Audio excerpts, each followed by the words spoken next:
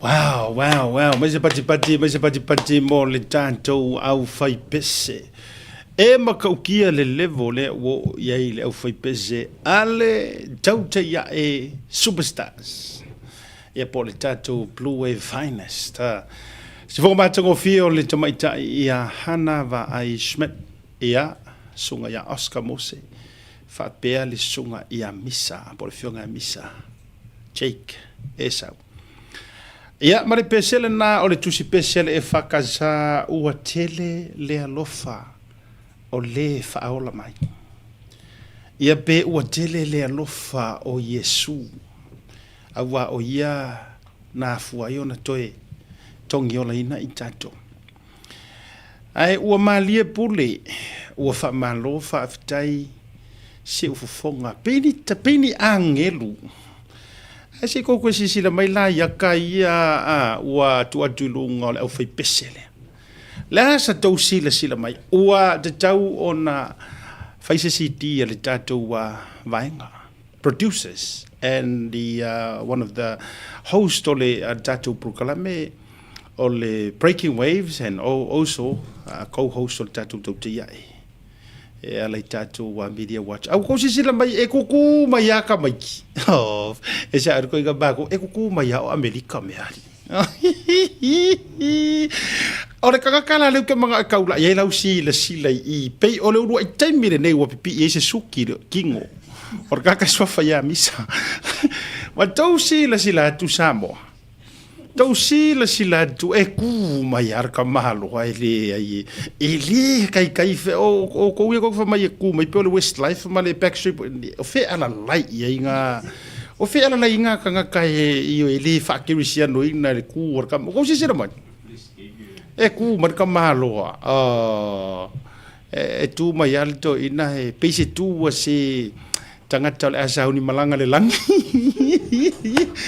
ia o ko sila mai le mea lofa e ase ko vai sa fa ir ga ka bi mo ko sa fa me suri veta ku rene malanki kala ia sunga ia Oscar be fo yo misa ia fa be fo ia le tamaita ia Hana ia e me alofa le tu pe no fa yatu e le me alofa le tu ai le taleni ele nga ka o mala vanga le ma tu mai foi Samoa ole tamaita ia Hana e failana a onga foilele kaki kala ole ingi so for next year wa te lolo fasi for te usanga yeah maybe it's a good opportunity se ko fisilia Hana pe asa un pokala me ole tato Media Watch po fa wa pe le fainga le kalengi nga mo le a fa nau manisi e fia ono ingi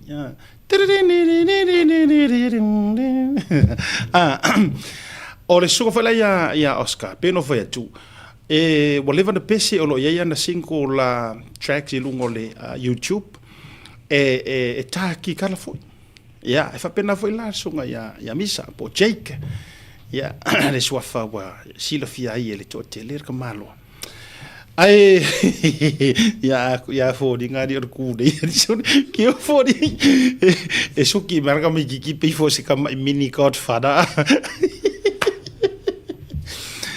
ai faftai ile tua ona ole taleni ole mea lofa ia e fa au penga ina ile tatu o fenga ruenga le la wo ko sila fia ele nga ole producer la ile ye la wanga ya ele nga ole producers wa o tatu producers ko lua ya le mo pokala me le tauta ya and sports talanoa and Breaking Waves o misa ma sunga Oscar e o tatu producer le Samoa ia o le ua malanga mai i ni usila nei o le whaatahua fo ilo se tato unanga me le manga iri or kako main office i mal tato la lai Samoa pe malanga mai la e sau inga ingi usila pe malanga fo i Samoa e whaatau nu ua tiute ma o le mea lo falanga le tua i le awari ia ia me se fo ila ia le tausala o le matou tautua ma le unanga whaavitai ai ona o le pese e whaatupu manatu ma fa o Sofia ai langona fia awa wa kelele alofa o le masinga le ngai o le masinga o te sema tatou te mana tua ai le alofa wai le alofa o Yesu ya o ma ua kele ma tele lona alofa anga ua e se ei o ai fariseu sapi ma o malie a fai ua e ki ka vale fou ua fai lo fale moku ua fai fo ilo fale fou ua fa fou uma me uma o uma vaenga sa e mo o yo soifuanga ai ua fa tau no uma ma fua isea ke leo le alofa o le nga fa aola inga i ka kou Yesu Keriso e foi la le aso le nei fa tai le alofa malanga le yo le tua ma le tua mai o le no ta inga le mar suinga tele le o le tatou por kalame mo le tau sanga fo o le afa o nga lava le tatou o fai nga luenga e la tau te suina cover to cover some of the songs ya no ke le foi la pese o ke ka mo fai sia o fanga ungi e cover ia pese o pese lava fo i pe yo tu pese kalesia pese fo ile o mai e ku mai su ye wa fo nei fo sui fuanga e o mag fo inga uso ko pese ai o mai fo ingisi wa e wa fo ya e wa fo ya nga isi le ile roko ke va pe la mo uso mai fo ma ko pese ma ai le ya la le tato wo tato tu si pese awa o tato tu si pese e ya uma ya ka ko uma ma ka ko pese fa solo ako ai olona aunga ya e amatai ma to moi tato por klame so morir fa maro ma fa taitele ya ile tato ofenga wenga o le sila vaenga ka ua o kama voila ia o ko sanga fo wa makanga perform ya perform ele perform la i me foi ngai fa sar mau sau o tato o fai pese ele kadi yanga me va pe va ko vinko wingu nga e pese o vanga ele fa nga ina fa pena ya mana ya mo meu corporate dinner, special events, graduations, celebrations. I go give up so you come through me, and then I will arrange a good package. What to wait to au fai pesi. Yeah, I'm more terminate. Yeah, it's a property of Tautayai only for the time being. Ya fa malo joy fa jalofa ya ile pa ya malu o le tato a wo ma pa nga mai o le tato unanga voi so e mafainga pu elo MTV. Yes, we can film music televisions for you. We can film o kulanga funga plays, how do you call the productions bainga fa pena. Yes, we are specialized ele filming o le MTV ele MTV foi le sivanga le Oski band ele la tu CD Christmas ele la tu pese Christmas na le na po tato le Blue Wave I think or makwa best o le MTV nga le pese Christmas ya le feature mai yesu nga fa fenga inga ya fa musili poniu masiona inga ma to tele la tu na ele MTV nga o le tatou au nanga sa foi sa poina ya fa pe fo ngai kau po sau MTV matulanga mo le ngai lom taua ya fa ia malu sa foi mo fai nga o le tatou o no atu fatini o tu sala ele toe ma fai sa fa matalanga ya ona ufangaina ya wa ta oto o se alo ya wa umba foi ona aisa ia wa ta oto pai lango foi le toe mafia so leo fa tau va e tala tau tonga o to fia samo al talo fa tu ile ai mo ma pa nga mai le tato proclame amata mai lava i fio yo le tala le mo to fritua se ia a fia foi inisi o le fa na witi manisi o le to pulanga la lova o le tato butunu fa malo fa talofa fa felo yatu talo fatu le tofar vai malai por sunga Samuel Leoi o le fionga fo la au na fausia asiata tavu imisa simo asiata por fortua ya vai luanga le na e mafuta mai ia pia Samoa ile nei foi pia uloloa le nai mafuta mai le uso to lo ia so fa fo le to fa vai malai ia por sunga fo le mo le oi ia me se fo le fionga le la una fusia misa e tu le fa fitto dai na to wan por fa tua malole fo lau fa tai fo il tapo inga mo tato wa proclame se uso ya Edward Junior lo minga me te feo ia former police officer i Samoa ia le mafuta mai fo le vanga o le fiafi after ia te le uso me se fo i o le tūlanga i lau fo i support te loa le whaingo fie se uso le ia ta si le whate ta inga o le tangata e tu mau i lona talitonunga professional and not personal ia malana fo i la ngolango e le tūlanga o le malo wa tūlai mai ia mo le toi fa malo te uso le whaingo fie foi ia me se fo i tatou ia te le ainga e fast HRPP sapi you know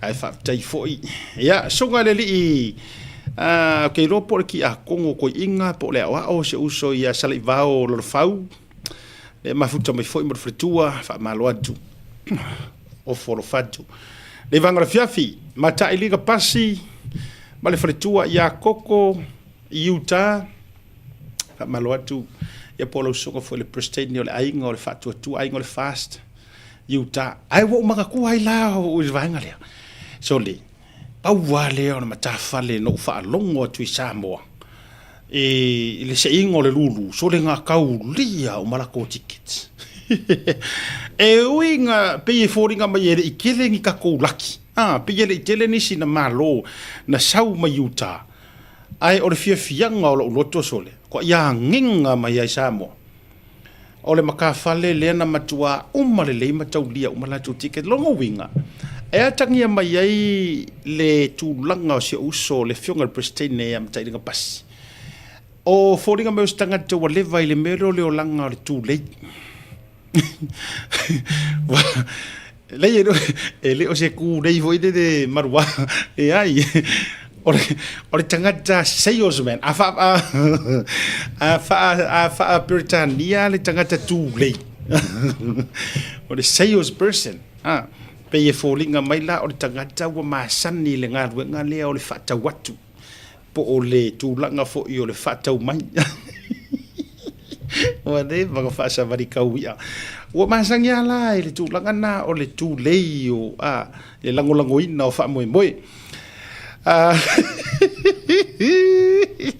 wa masangi ni mo sa vali ma mo meo o mo meo ako rau fala vi ave o vai sala o tau atalo fa ya so alo pati ya male tausi anti malili le mafuta mai Brisbane ya Australia fa malwatu malole no sai malole fa to luanga poa ya mina matautia mo to uma lo mafuta mai le dai vanga o le fiafi ya fa talo fa mo bo folo fatu malole on sai ole to fa ya so alo pati o tamatu wai ole au fa ili mal au fa pesel fa tala se mate e mo e mala malele ya la so orpaki i lenga mavai ngoka o le melor ki kala pea ingi no winga lai umala ofisili ya so orpati fai mai sau feedback si ka kara fa nga ule le ila ko pese wa foi mantua e ese ale ese ale fa longo tangata foi lele ele masangi lenga ingoka ma fa ngolongo ka musika ya se umala ka ngoe e su e mai o test mai fa mai feedback se so alo o laile longo winga ku ma wo per pikia le piki pe o misale le ingia mai fa sau le feedback se mo mia le me la ka paulua o inga la ko punga kongorfua no winga la to ya lu to ya o ingi wala nga fenkanga ingi hanna langa lai pesi o inga la itai da mi o Godfather ya makwani lo fa kasi le mai wele o nga pesi nga de musika ele ya ole ku ainga wala nga fa pasi mai ki kala ya ka mai la langa e ka kaunga mala le tunu ile ka salu male Taro fai se uso ya te o en for iso. Ya po o le fionga ya pola te vao. O le foi te mua le o le inga fast I Melbourne Australia. Fa talo fatu fa taya tu. E mala yala ya pola kai vao en for ya te mamla malil kurang halo ingi. Ambese foi la se o antia potofo ya. Sister Faye Josephine Bele lau sungal tamai tai tapusa talo fai mai ya aku bisa maile sei au maile le se mangale mele lu ke fai ko ya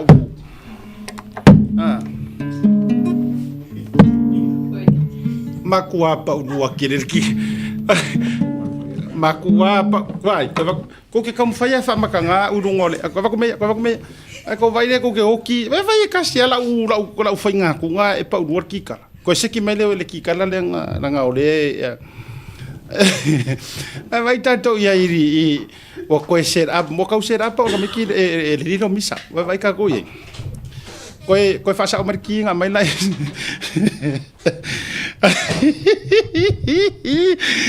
Kei rora nga ngai o re meri ka ko fanga nga le inga I rungor ka ko pur ka me e ia male euro ko vaneri ingi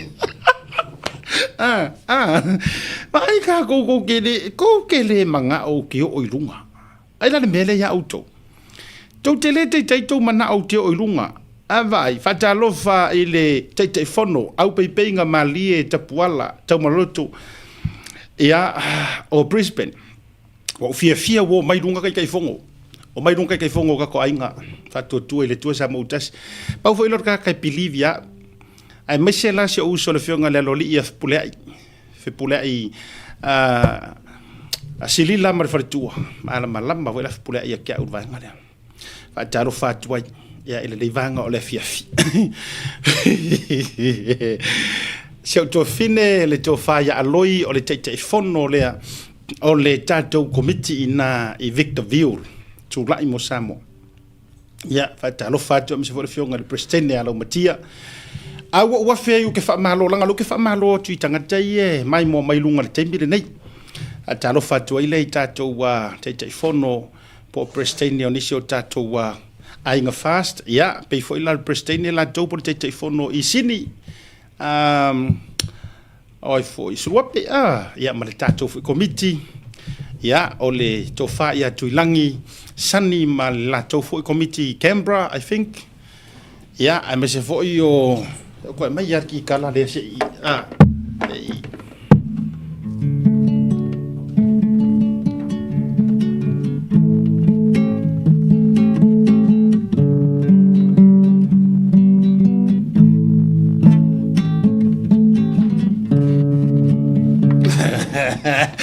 o koinga mele nga o fa ya kuai o le jaleni le o te no ma o ele so le ke ibo ku fa peong ya o me pesto me ya o ke fa ku ai o ke ko fa sanga lo ai ko kafi le pe for bele ya ona to finga tafu lo lang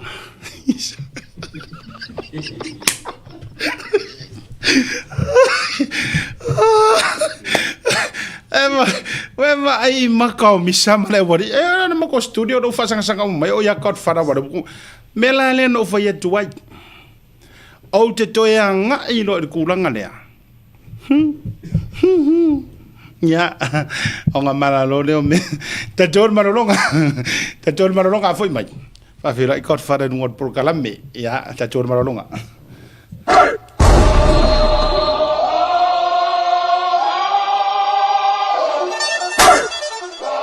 Here comes the y'all don't really want Cha musanga te jo fitu ma erne jo sanga le ROT Sevens tournament mai a finga fa ye malai o le pisa mo to lai mato a so sul tolo te se malua pe lua se fulu le lima se fulu no au mona le tesi la male aso a fio mai tala mai ao ma se ye moli mawina tama finga la kana pu sa tu lai mai ni se sui donga la manu Samoa le ROT Sevens mai a finga ma au marona se le tamu sanga tama uli se patasi a pia ma alisi boata Payala, si umu, uso sa chalo, male chelo au malolo si ola mori mawina ile aso.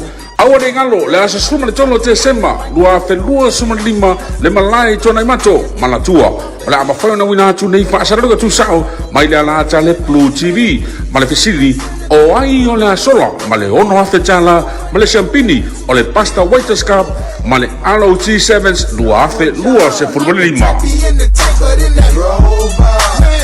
I'm in the zone like AIDS full blown. I'm killing it like a blind man reading. I'm feeling it like, oh yeah, here comes the, oh, here comes the, oh, here comes the. Y'all don't really want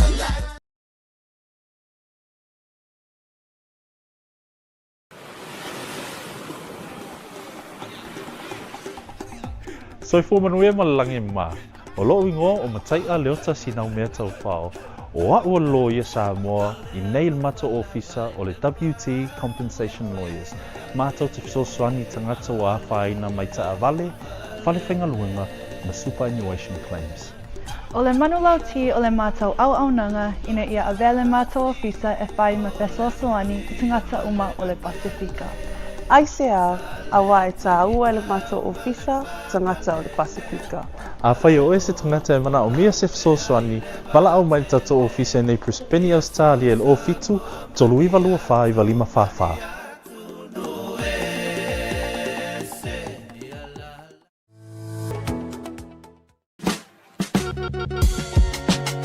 There is no better way to support the 685 than to buy locally sourced goods. Here at Tassie Market, owned and operated by Samoans for the Pacific.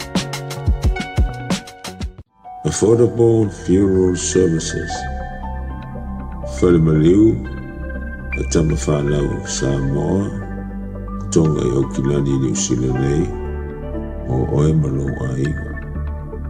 Affordable Funerals, o le tani mo te mitinga, o le maliu maleoti. Mili mai loa, o lua tasi, walu o noiva, walu tasi o, mātou te o atu I lau maota e taratara noa. Au ase tau whaamama a venga, mo to e saunga, o le pele I a te oe. Whaafiso tai noa, matangi a mosa, I le mō pain o lua tasi, walu o noiva, walu tasi o. Po le Facebook, Affordable Funeral Services. O le lau mua, pusa maliu teu ina, I mamanu Pasifika. Whapea so se ata o designs. E ata ngi ai lo la tau soifua mātang o fie, mo le la le lei, au le lei. Whawhiso te iloa, matangi a mosa I le olu a tasi, malu o noiva, malu tasi o. Affordable Funeral Services tautua mo oe, maainga uma I New Zealand nei. Taibara wati lea ua toe lua se furu minuto na jale Julai 5. I le tautua wha awa le Blue Wave TV ma le proklama le tauta ia ni vanga le fiafi. Ia, o ngai vahenga ngā musu ai e whaeloa ke lea ko le kahanga o le kikala. Ma le ingi ke ua ku ua mea ia ua le whaisi mea. Ale whalau ke wawai e tunga whawhelo isunga ia le adaua. Leu te wawai e tunga li e le ua lewa fo e di inga. Kuleva, mo o le lilo ko Rose, o sa o ngai Rose. Ia monkia. Monkia. Ei. Kengo wa o nga fa ya o nga kanikala. Nga o ngai ka lo linga. Oi mai sia ori ia de nga onga. E ki ora vai alo se pe wo kau papangi ia.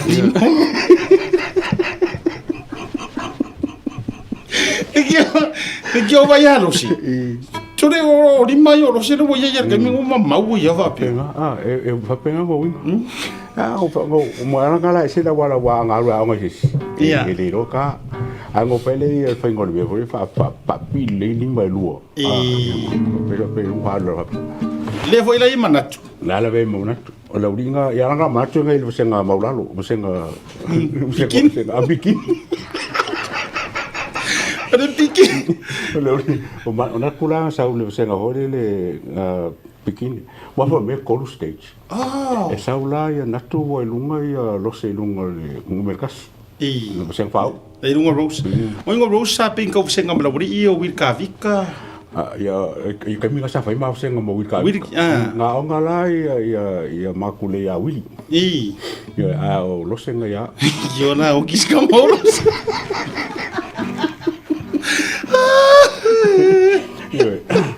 O mga hoere mai ki kala e longo hoere kung porque kala le fasi nge misa ma Oscar ma hana ia au fai pese le au fai koe ki kala lava o iare ko kasi le fai aya captain o langa o la fai karango mai langa ingi o captain ma kamo o Mr. Falai o feva senga sei rau o ko ruanga sa fai mo pese fai ku ulumo au ka ki kala la wanga ku fanga mi fanga stand me hoi ku luma ya oila ya ka ya fa kola P flat ya sa wala P flat ya fa mai ya fanga ku le por nga por ku le lingo kala lo ku le por F ya me P flat mo le la kala fa kalo ngi ya fa mai nga le F nga le F ai loka opsi le limo ya fa mai Pongar ki loka. E ki ora o le foi lo que vai unha fia ia o saber se cara é fa. Be ngor pisse saber. Nee, o pisse o saber P flat.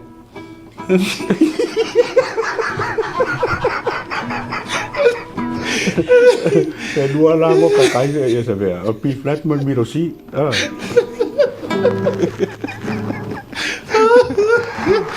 Ya ki kala le lo fanga ni TV. Kamana le kamana le wa ka pese nang fanga ba ngi yang.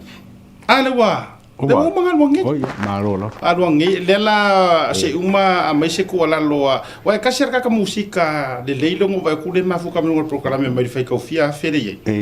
Nga ala ko inga o so alo pati mai o I Brisbane. Kama ko yo fatatala. Oh ya. Fatatala se matai emo. Le lango va kula ma fuka mai o fapia la ku ula ye. Awa se upua lai lo fa mo lo kamare o monke rosi. Ai. Ne e mo lunga pa senga ngai ngai yopu. Yopu foi var. Var, wa ka singa kara o senga sai aso. Ia. Se mo lunga lai ki la yopu ya. Ali ai la mama fara yopu. E mama fara yopu. Kuso ke rod vai ngade le ke le mo me ki ka wo mo kusi de la via me. De la via me kusi le. La uri ngala ma sing kai wo ngai lima. Ele pe le wale o wo ki kara le. La uri ngala ke kai le lima. Ai ne fa. Ai ne. Ya. Te va kular ki kala le a fafkai ya. Oscar. Avakur ka ki kala ka kia e kai mi oxen ka ki kala la se kai ya manga ya sei vanga ngafo ya wa papa ya ka di mai runga MTV pa ko adu runga value ngo ngi si e ku ka fa ro mi ka ku ka ya ka e wa ngo ngi e mo se ka ko malolo ya mana ya ona o fa tupu mana tole mana ya o le taleni ya fa na tu lo ta fa na fo ya sia matu office ni ai o lo ye family nga le tua ma le me alo fa le tua ya ila to ya fa ta yo no le fa nga ina o le taleni ya amu ya fo ngisi o le fo le fai maso ku mau o le au fai pese ni o ka sika mela nga o komisari e fai sai ngom ye o so le yo o misol musulimi musulimi kai fa kai di ba ko ai de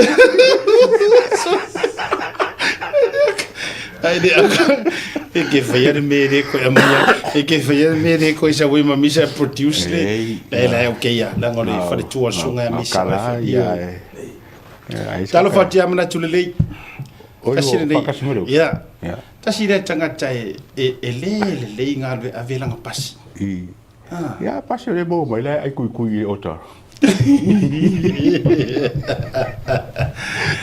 malolo sai fa malo fo il fatto to ya bisa fo le yaso ole aso le ile ya to wole tele o upu fo ima whaasoa te te leo lo ta oto mai le mata upule whaanga solo nei taimi. Ia. Eli mo masinga update le. Whalali tasi. Ia, o le wa kakangia mai, o le maka upule whaoringa mai o le audio, rongo winga o le mepu e leo, ia po lase po le upu e ia karangoanga, se karangoanga ngamura ulu ma kuiloma. Ia kuiloma lo ka wela whapea, whapea la lai ma wali leo kuiloma, wale kwa kumunga kai kongo le kot, ia il mepu e leo lea, po la fosi me po ke fongi po la leo, nga kara fa pe fole lo la sa ngo ai nga mulo uru fole le nga fa mai ku no mo wa ba ku fo nga nge on se ko lupe le ko su la fe kala ya la wa va fa oi wa uma fole sela wa fe wa fo nga nge ale li mo mai ba ku la ko su la fe nga a ko mo fo malesi leo fa pen ko va kule si fiku suafe ai va kula far ko vui songe foi le tu rai mai le kula mai va fe fele le voi wow va fe fele le voi ga ba ka mai ko lua le wo le ve akule le cha pipi le ve akuya ngamlo ulu ale fa popo ki ma fa nga far ko o le wa ave fa on al far tu vui sione ave fiku suafe maka wa nga disi ba nga fa pe o farku le fai pure ale mo mai le si kuskusinga por klopo ele mai kuskusinga la ka usa o mai le farku o visionge ole mela holele wala nga o fonga ngo o ka konga nga fai por affidavit fo nga fai o fonga ngo fontoi o limong mangamulo u ya ma fa I think ma ko lupe ponga mena ye ele ia la se me fore lo fa maungi ai wa receive fonga ngi ko lupe ia se kupe ngi kupe nga le audio sound ale fa ia o le la mai fore nga mai o la ke ia kuiloma le foi kuela nga lo ia fa pe o ia me mo kala faku mo kala fonga nga kala la upa mo kala le se ia le site le kuiloma site nga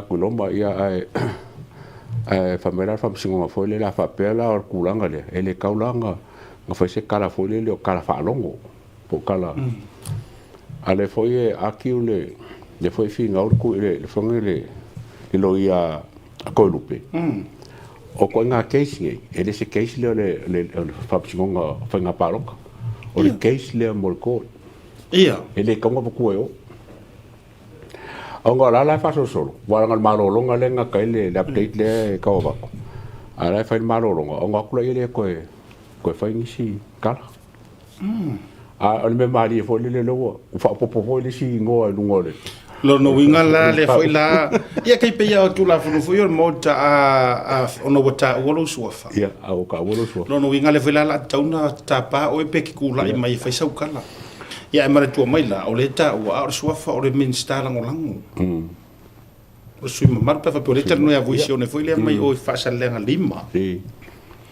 a mai la fa ia o fa sa la lima mai fa la li a fai foi la ese mori mau sa o la von ka opule por for ko la shongibu a foi la mana tu o le ta o le ta to nei mea le atawa life fonga fa machine mai foi la tu o ma tu na ta tu fa so on information le available en venga ko fa so email la ngole public mai le tonga ai o le fai un o le yo ma le ai ke o ti o no ke o ti o meranga ka o ko fa msingo ai wa mafuala wa ofisilia wa tu por manatu mo re atawa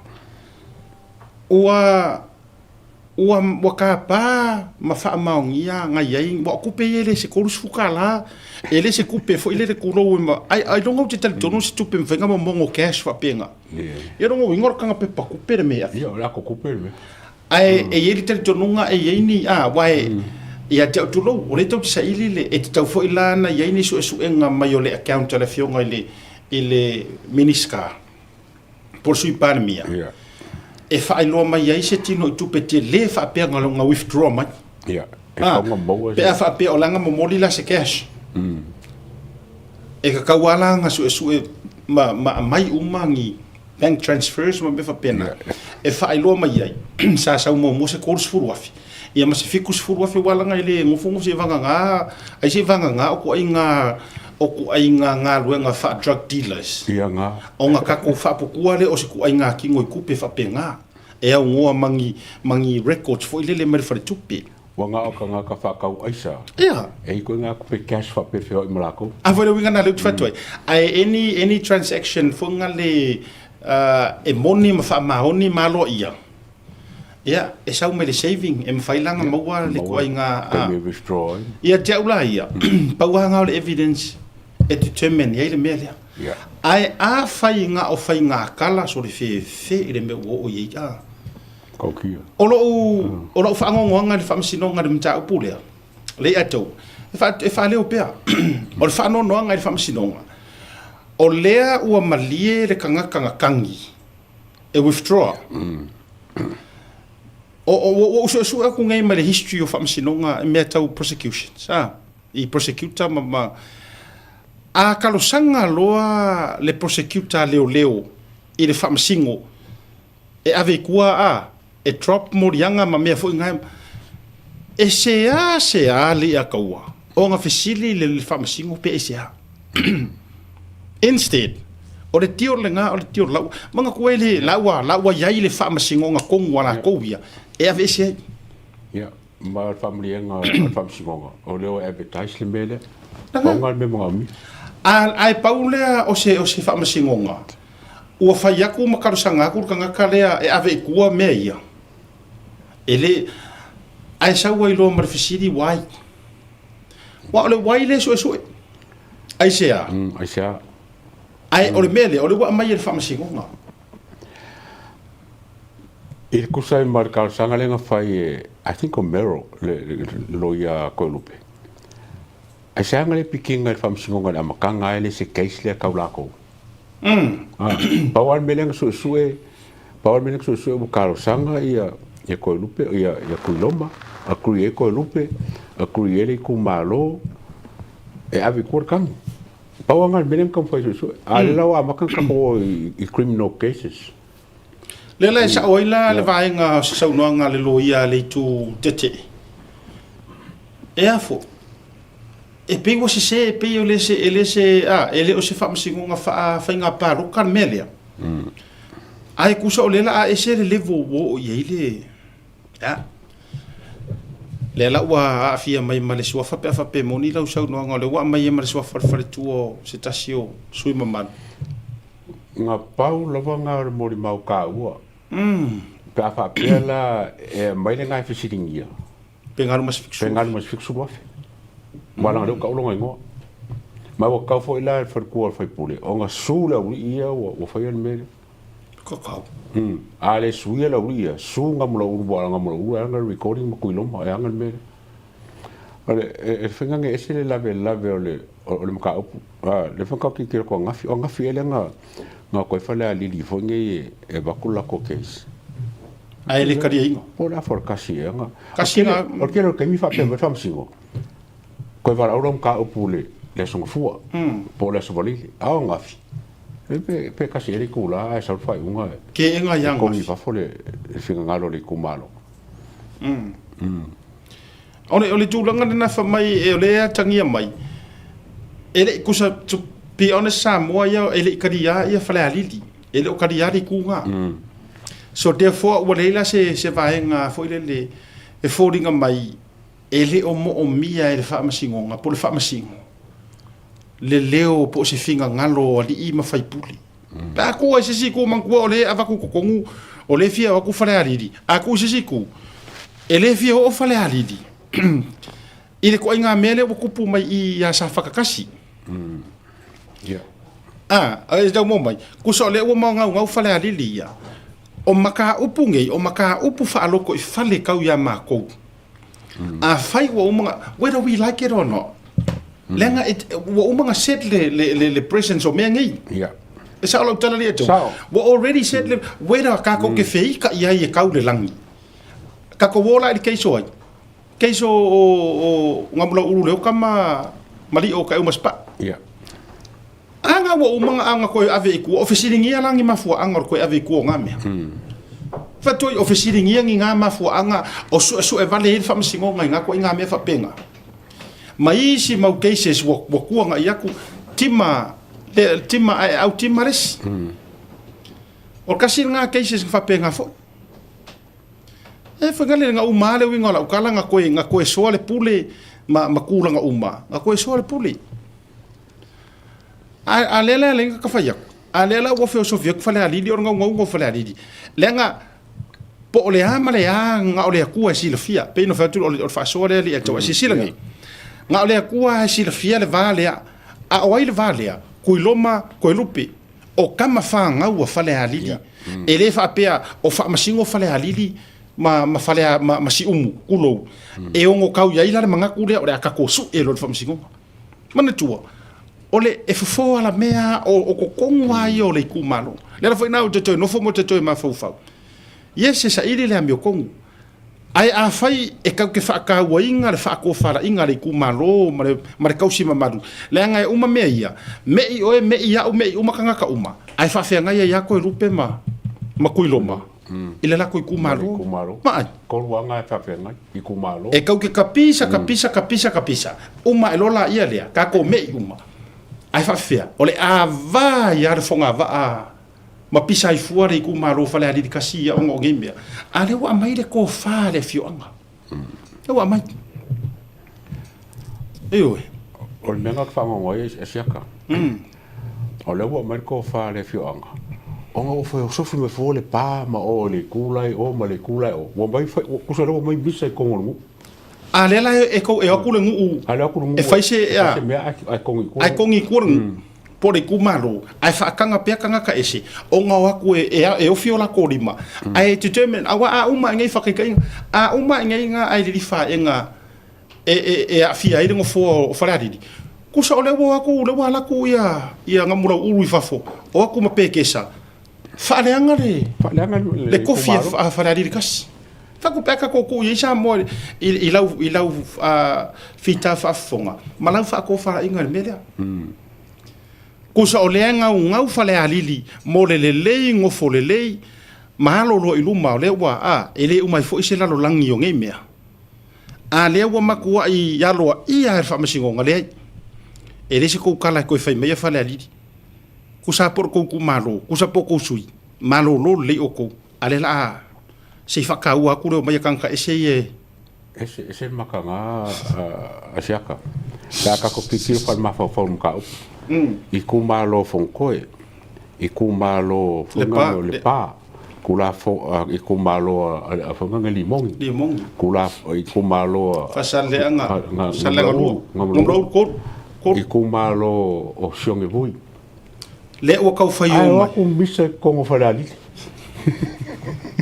ai o ku alo ia ale fa falali o so se me misai ai kuri ko fa ali ai kuri ese wa ole fa maruru ko ole make ko fa matalaina ise fa makalanga fa ngofie pe a mai fa ngofie ku so le wo ku kanga ka ese misa ko kongo ele o fa ali kasi le la yo mai fa ali fa mai le ai fa kadi ka usir file mu o me pakingo ai fa sanga me fa msi ngo kuri ese fa ali kasi ai ele mo mia ko ale pisa ko vai kako ai ore ko ai nga mea kongwale le ka ke ngau le nga ka ko ke e uma mai fa nga kule pa file mule le mo se ngo kule pa le riformengi ole mele le nga ko ke e umai ole pasi ai nga mare fa nga ngai ko ai nga kula fongo e sopo mai le ke le nga fa nga fo i la del male to pungi wa sopo mai le pule au le pule po le pule au wa sopo le kai le o winga kongwa nga yo mengi o winga ngai o ai sei ku malo e fia fa lo vale ma fia ngofo lo ma moelo lo ai o aku ke kanga ka save ure me o file mura a o ngelanga vai lo inga le ku malo ngo la konge o yo fo ya vai la ka ko ye pa o nginga pisa le ku malo ma fese se e ku le kulanga le we o le tangata mua leu ke fai aku ai o le tangata mua lo fia aka I langa mele o fai. O ke de ika o ke de au ke fia aka. O e kau si le fia. Yeah. O le fai pule le fa mangalo mai foi mai sava. Ngamlo ulu. Ko sorkanga kamua le fa ko ngi la ukala. Nga e sao mai ngai o le mea lea. Sao fa mangalo ai sao. Nga e sao mai ngai o le fa mangalo. Anga ke si la fia nga I loa uma. Loa uma fo I kulanga o le ngā kangi kele ma le mau evidence. Ala ke si la fia le dei. Ai vai le mea le wa e o so fai. Le la wa koe kau ma fai ak. Le wa koe kau ma fai ak. A le ua. Ainga inga ua e loa le lei wa e sao mai fo I le vango le aka le oki le fo inga. Ioi, le fo inga e sao ngi ke ui ai. Sila la le anga le meo le porokiki le ua iai ngai. Ole whamkalanga whapea o kala ngamulo urunga whai kongo le koka si pekesa. O le koka si kaka sui whai puri en ka mo ele la whanga nge le paroka. O I ngasa whai le kala. Ia mai ele whape whailanga koe whesiringia ngamulo uru a whape mai ngamulo uru. Si o ke leiloa.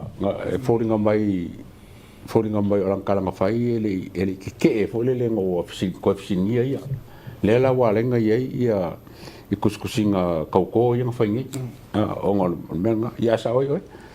Kasi nge sa whapea I mangaku e sa whiwhia o sao mai mga upu lea sa kawenga awa nge whaia si kulanga lea wa ngā I el paki o langsaunga.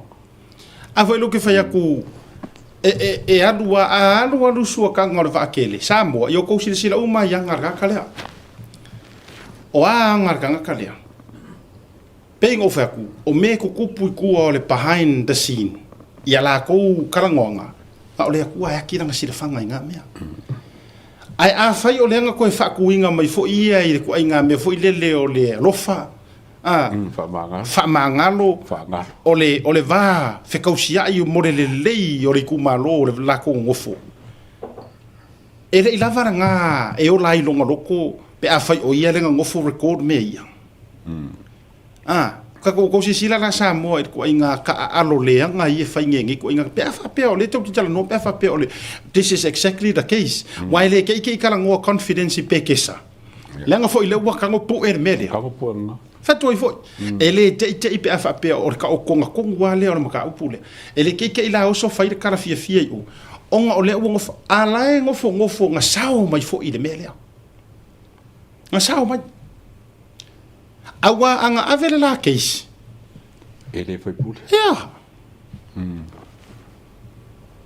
anga avele la case ele ese me iwe alela o sao mai ai sau roa kakao mai lei ai kakao enga la ma fau fa pea longa manatu ele se mai lei ke le ngo a fia fa pea ai lela o ka pa mai ngi ko foi mai le fa matalanga ole vaenga le fa mai le fa makalanga fa msingo nga mo se fia fo to fa le ali tasi ole finga ngalo fa msingo nga le ke ngai le to tu e tawala tu I le fionga tama tai lo ia Sarona Bonifacio e fa pe mai e vai fo ile ku se fa mai e tatau ona vatu ni evidence ali tu malo e fa ai lo ai le afianga o le tu malo I le case le fa fonga fa mai ka kaunga vaku ngi mau sali mangi mau angoa mangi mau malo losi ale ku malo e fa ai lo ai afianga o le ku malo kalu le case ia rela la fa ngela ukala o afianga o le ku malo a uma e koe fai le pa election o le uma malanga mai kanga malanga ku sa moa o le fesili fa masingo o angi afianga fa fe ka la ku pe ko ke fa ku pe kanga ka nga o aku ai ko kongi hotel ko kongi rental ko kongi me ai ma me uma ngo fo sa moa mo le fa ka ringo le pa loka sa moa ko e fele le mai o afianga afia la ngole foko akai mi mo o se sui pale mia ya fale ali kasi la apuki e fale ali kasi ai le mangu oru o afia nga afianga o isi kangaka o le fa ko a maua le avangoa e paloka o angi si afianga ai o mali liungi si sa paloka sa maua le avangoa e paloka ai le la le ko maua o ka e lau waku maua afianga ke le lau afianga le si afianga le fa penga kasimo le kumalo ya ko lupe lenga e kaka paloka le sap o le independence o le HRPP afia umanga kangaka ai la ko ele la balanga ele ai ko e kongi ku fa mai lenga ele no winga e kasi ale mele la unga ia ile sa ile ringa le ngal sa ile ringa le audio le ore asu e nanga audio ia tau ele fa peta te fa ya tu po le la va fa funga mai le fionga ia to lupe le fa funga mai tu loma ia tau ore tau tonga ni me uma ore su e la record ia ia le foi la ua mangu mai runga male fare kua le o si fai pule ia po si swimming iska a maru foi vui ia o na o o le lai fa pe o le uta o lo le sua fo si o fartu to le esa o ari le kala o ke le e ali story o le media al vicini ai sa o pe fu e per kua o si o me vui le kupe ia e se ku malo ka mo ye o si ke le ama ia tatou boa se i tau le tini paua le popolenga e a uru ta whenga ai se futia fua a fia manuia i le tumalo o le popolenga le na tūlanga o me whapea ai a whai fo i karosia au kala i kangaka lea ka aro leanga i kua melea o ke faya ku arkala Yesu renga fai le ori fenga ko kau ai finge mar fin karikange er finge ama Yesu karosia ai faya me ya ai risa wanga sala karosia ngai fa maungi i lau fainga palo kai kere i avea se fa ko singa se kasi se kala jango lele foi fa le afia mai wa fa le ngai na se le ngo fo le fionga mingska ya se vete nga afia mai ka i rosuka la ka i kursuka la ka i dimasuka la e karosia la ai e ngai fa maungi fa ngolo paloka ya o elea le ngai ka alo ku ngi me ya ai o fa msino ngai yele ta tonga me uma ai o fisili fo ya o ko mo waska ko ngi ami o ko asia ka ro ka o mi ro yo mai fa msingo ai ole funga or common sense ele ai se fa maungingo se kupenga ave ya ko lupe banga nga wa isa o sa se ma se fa maungingo se kupenga kala le bank po se fa maungingo se me wa sa wer kupele ma receive e funga nge ko loma o ka mo kongi mo sa fa singo asi ka kali por ali mo wala ngai fa solo ngai le fa umbaile ke mo sa fa mo ngai le fa fi pe fa mo ka ya ia o sa fole se kara fa singo po afe fa ia al vai mau kuranga le voi ngai ma meio ka ko kikiro ia ke mi vamos salo o mo mau maro rosia ia fa lo fa mo ia fa pera o mo mau fa ma rosia ia ai le você fa manginga o se me o receive ia ku loma se coupe in cash la kiki mai me kong ia le fa singo ngale lunga le atika mele liu ai le sapi ore me mali wa le la ore me la ku i mai ngai isi tangata mai la tau fo ya me se fo le lai tu ngai ore me la lo ke ku ia mai fa mai a ko fa mai fo e su er fa maungi su o le la su a ku fa maungi la me kong e sa o le ka ke ngau uma le su en o le me kong a ore fesidi ku kasi o le asa ko kala masa ko fua i fai unga wa umanga oko fa masingo nga e winga i ku malo nga ko sore pule ma ko keu o siri nga e o le melo singa o suenga na mi kongu le melia o le upusa o suenga na mi kongu e su e se me fa ko akupu e sa o le eto se me life a o me ngai o le paloka ma issues ngai o le su karsanga ave kua ave iruma ave au kafa elengi mea fa mai kau ke o esu ke lenga wa fai so e ka ilima kausanga kupu e mafua mai le anga ile o le leinga fa ka oko le ala fua o le kula fongo whainga paroka until e iai se kako whaka o konga sao. O ngā kako le koe pisa roa lea i lea mea o le amio kongu whako wharainga, amio kongu whako wharainga, pai. So, o le mea le pisa kuai le porkalame ma kako uma, o le suenga sa o le amio kongu, e ka oko i cases ki kele i. Yeah. O le mea ngā le kau ke, ma le corruption po ai o kouka i ka i kua o mea ngei.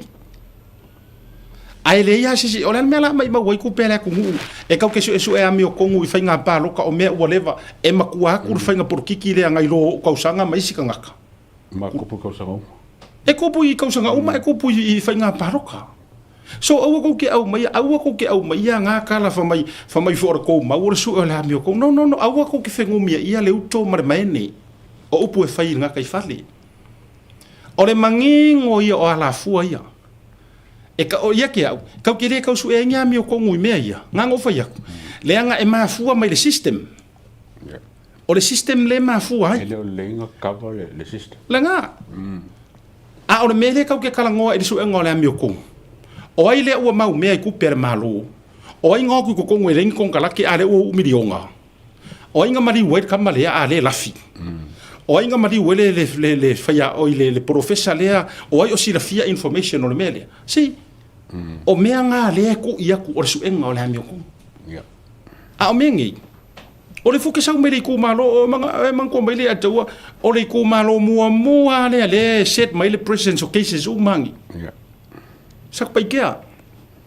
A le kai minga ko lau wai le uruai petitions fo i kai minga vevelai, ngā kuautu mai a le vā o asiata sale i moa va ai versus tavu i lene. Vai. O le ala o ke whaasoa. O ke malama le iai. E le uku vā lava le mea lea. O le whako singa i whainga pāroka. Le anga o le mea e le o whaasao mai whaangifo e le kula fongo. Sila ia ka kongi usila. O iangi me whaiengi kako, o iangi petitions o ngai mea pia umar kako election.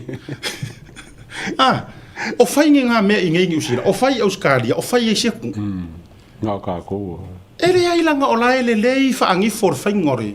Policies ma kula fongo o whainga pāroka. Malama le kaka. Ai o kako. E kanganga whau e kula, e parkele o ngai mau mea. Inga ia sao mai whainga pāroka. O ia fisu ia inga. So ia ura ia, e le kai o io e ngā mea ko ke arofanga mai e whamai, kako mai e sue le amio kong, kako mai e sue, until pe unless e whaasao le kula fongo o whainga pāroka i songa ka konga le lei. E o mare whaavavau umaku kurou, kau ke whaasoro o mai kuunga mau. Ai o mai si kumpulanga i le whanga ngau mai masufua. E whaia le rope worse kufo e unga kauhat. E unga malingi e markoko. And I'm telling you le ataua, e le whapoke whaku a meo kako o le next level o yere mea lea. E masa ai markoko. O nga o walofa lea po ai o kou whaamasingo o ia kou ke ka alo le mea lea. O nga oro kou le whaia loa ngi whai unga e ngofo le lei ai kou fia koso wha umi aku le vai o lea mea, wha umi aku le ave o lea mea.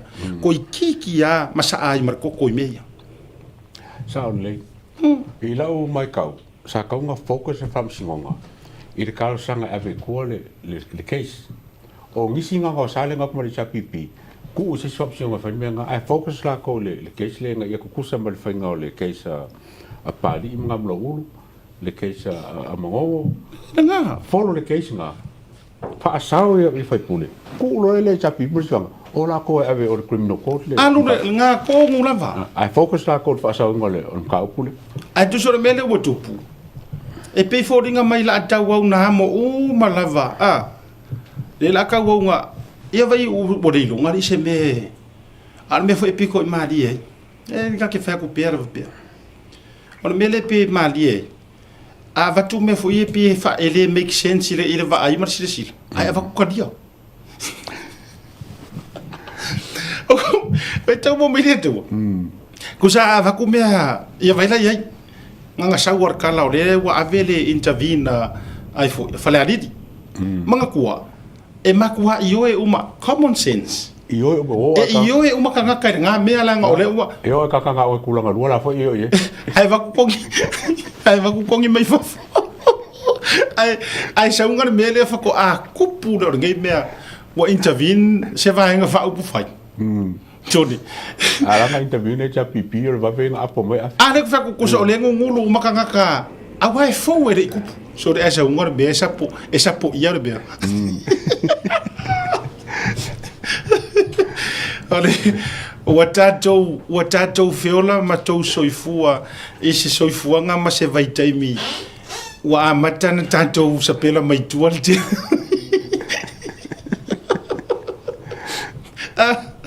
so le cosa o me fa ko ede se kala ye masangi nga fai o me cosa o me sa o la se me ele va pe mo fa ko decision final decision le o me ye that make them common sense and me foi pe make sense pele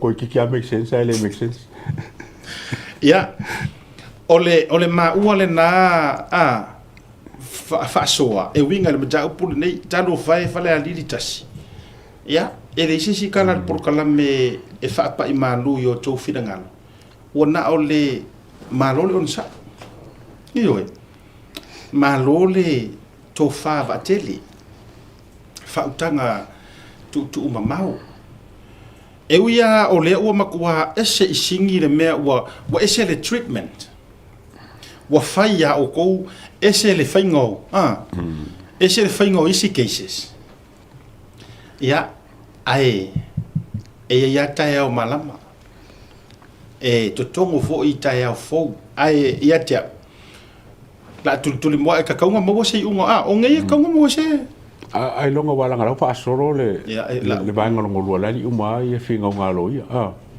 ka so nga fo ko lo ye me masalo le on lo ya le chapipi ma fanga ma disiro e ko kasi la ye la e pe mana tu mai a o nei men nei sa moa ona peile avea ni talaula ma fa tau sua ia ni si o le HRPP e tala noai e fai ma mea moi o le winga o le whamatalanga e ye nisi o laiangi nga mai sawa isi tasi o fai pule o lo ale HRPP o lo la tuma whaatala sua i fono le nu e le sao tulo wa e le sao sunga lau le mali to la ka mai ngai le kai mingai e ma kere o karango aku mea before the case le karango kai mingai o lai o matala no i la to fono fuinga e ngalo ya la to mana tu e le fa e fai pule o e ke HRPP lo fai pule nga HRPP e lo ku malo ai man to mo le tu malo o le sa fast awala nei e tau te i o fai pule langa o lai longo e to e ta u me tangata ngai ke pi ke fa kala aka ia e kalie ai te lo o isi talie fia o isi talie ino a le fai mai e le la tu ma tala sua tu e maukingoa e far pui va kala fa mai maukingoa far pui la audi case ma ko fai palo ka ai lo ile ska ai alu le si fai pule ta u isi tangata fai mai yang wadi I think yang wadi boy January or July se me o menga ai fa mai o le waka ulangi e ko e fai nga paro ka keli o ko fa fonga man fa mai e male pele le fast ai fai nei sa mo wa o le mele le ngai kangia por kalambe le nei a do manisi fo por kalambe na isi o uso fa manato a u tala no u ma u por kalambe a wa va kuna mengi o nga fei ka lo le o le lai ku fa mai a wa ila le ve si ngere me e ala e ko kalanga ko ke o makala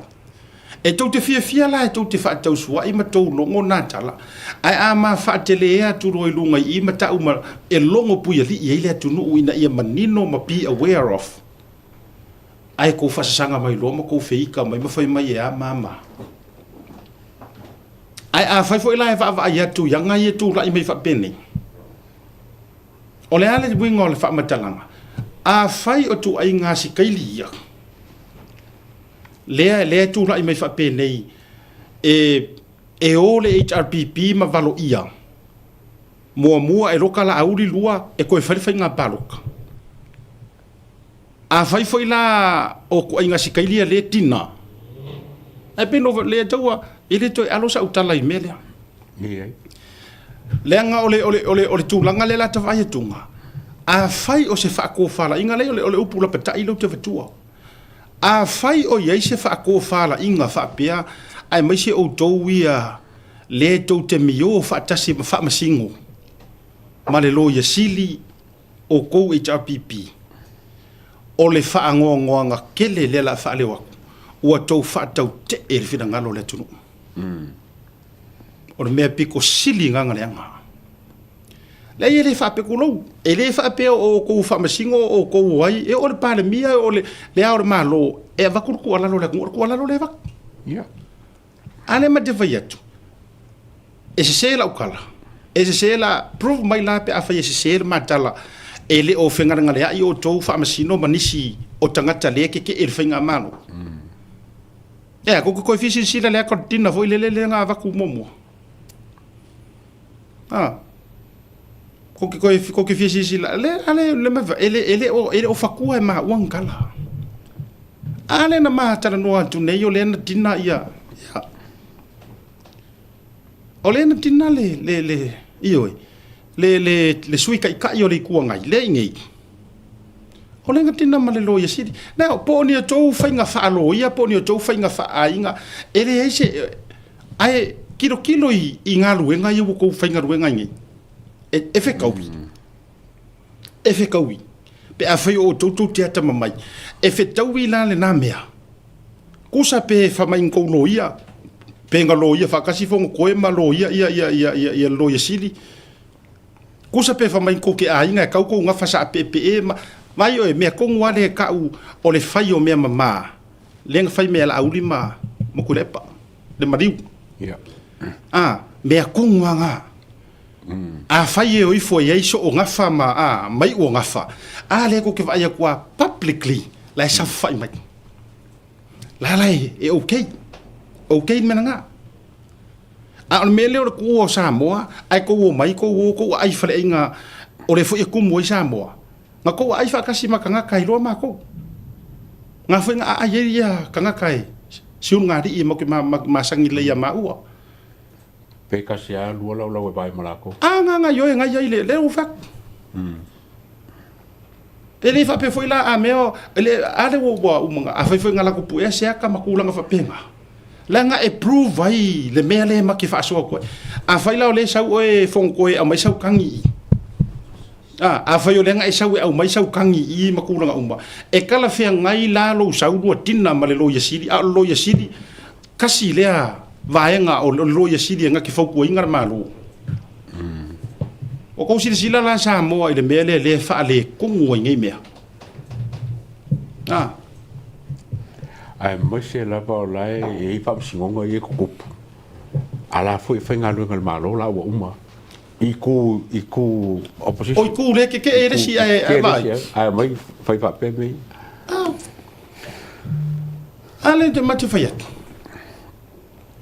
o le winga le kalang wa kwai o le fa mai le kau kinga ya fa mai le o le ko wo ifo pe ko ke ka alo pe to te fai ma se tau iai pe foringa nga umala ia safa le kungu safa kanga ka ye ko ke fanga ye angai ko ke ai le ko eva le ko karkarie I mean who does that sila mai le tale o tuila e pama ma le fionga le li parmia o le kala ka mai le kale 2 days ago mali o le ainga sa yes o ko sila me ko ngui ka o me sa o mai mo me ka ele fa pe o fongo nga ele fa pe o le fale o mo ka la parmia po le mo ka le fionga le kai o le ku ngai po o le lava la fa sa o le nga o la u fe ka wi o ngafa fe ka wi ngafa o ainga ele la se fainga alo ile lambea po e fa kasi le ka publicly in front of everyone ka ka me la ko fa ya ai uma enga ko mai ko tinai fale o I ko alu ya le sifa msingo tinna le fale o fiami mo ko fiami mai ke longa ele ka se tinna o salo foi si tinna ka si pelu ese mai tinna le ya sila ya kasi le kanga kale manga o e se fi ya la auli mare kasi le kanga ka le manga e fer pui la audio fiami ya kasi le ala ngalo ya lo isi o langa lo ia siri ai kasi fo ia kanga ka le manga pa u fiame ole HRPP Ale ai whaamasingo, kasi le whaamasingo mata tuatanga loa. Kasi ale sau whai foi whaamasingo le isi, ale sau whai isi cases, le foi sau whai le case le anap. No, mangele, I think mangele se kati. Correct me, I don't cases ngai lua, pe o mangele ngai sau whai. O le alubing o whaamatalanga. Se wa ele ai se me lilo. E ke lola utala le tu whai atu le atau. Le mali e ia. Kai mi le nga sui me whai ngā malo. Ai paramia me le fionga sa whapito. Sa le i obvious ke le HRPP o whamasingo ma ke le oloia. So le ai nga o ngā pale mai au le fionga le por sunga la au le mali etoa. So le koi kikiri le ise kanga kaka kere ka ua koi le lo ia lea por le puai loa uma. E framo mai au kou sa mo. Kusa e peo le veo o sunga la au le mali etoa ma pale mia. O makua I mangua e runga le obvious o le o ia whaamasingo HRPP, o ia whaamasingo o vae ngā fia me. Awae, ai longa ise fasti o. Ia kulou wanga ingisi o, kulou. Tole au li poki e au mai. O li poki ngai, o ngai mai ai ko kongu ya o kou, kanga ka ngai whenga ruenga almaro. E ka kesu esu e a kulou foi. Kulou wa. Oi ngai ka o e kisir fiel menga. Ia, okay. Ia, sao le. Ava le fai ko nga ofisiria kwa. Oi ngai, sole oi siro ia le e kisir fiel lo ia le e kisir fiel fam sing. Ke ro nga ofisiria kwa fe nga ole upu mo o e ja makua mo nga le nga fai. E kau mai kau mo ko fo le malbelo fai longa lang.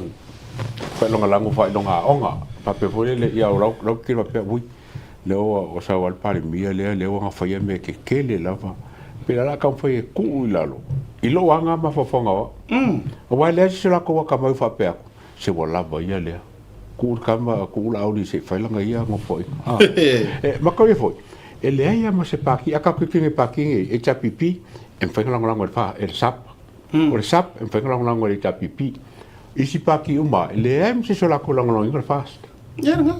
No inga against la vai kula me ola. Le nga te tele ulu. Mafuanga nga. Ore mafuanga ke kele ulu. Mo ke kele fai longa. O papoko. Mafuanga ore kali sawa nga le akawa. Ore kali sawa e va ai mawalalo. Fa pe le nga tulo wa le fionga lipan mia. Aula audi fo ele mindinga ia le nga ke silfia. Ai yai se fai longa e la walunga e ko kele ko kusai mala audi. Ore maka ule ko. Kai ngale nga. Ore nga pa ia maleafi. Ore nga pongi markar. O failonga nga e ko kele ko kuwa I pare mia le. Yes. Maybe sa o ko failonga.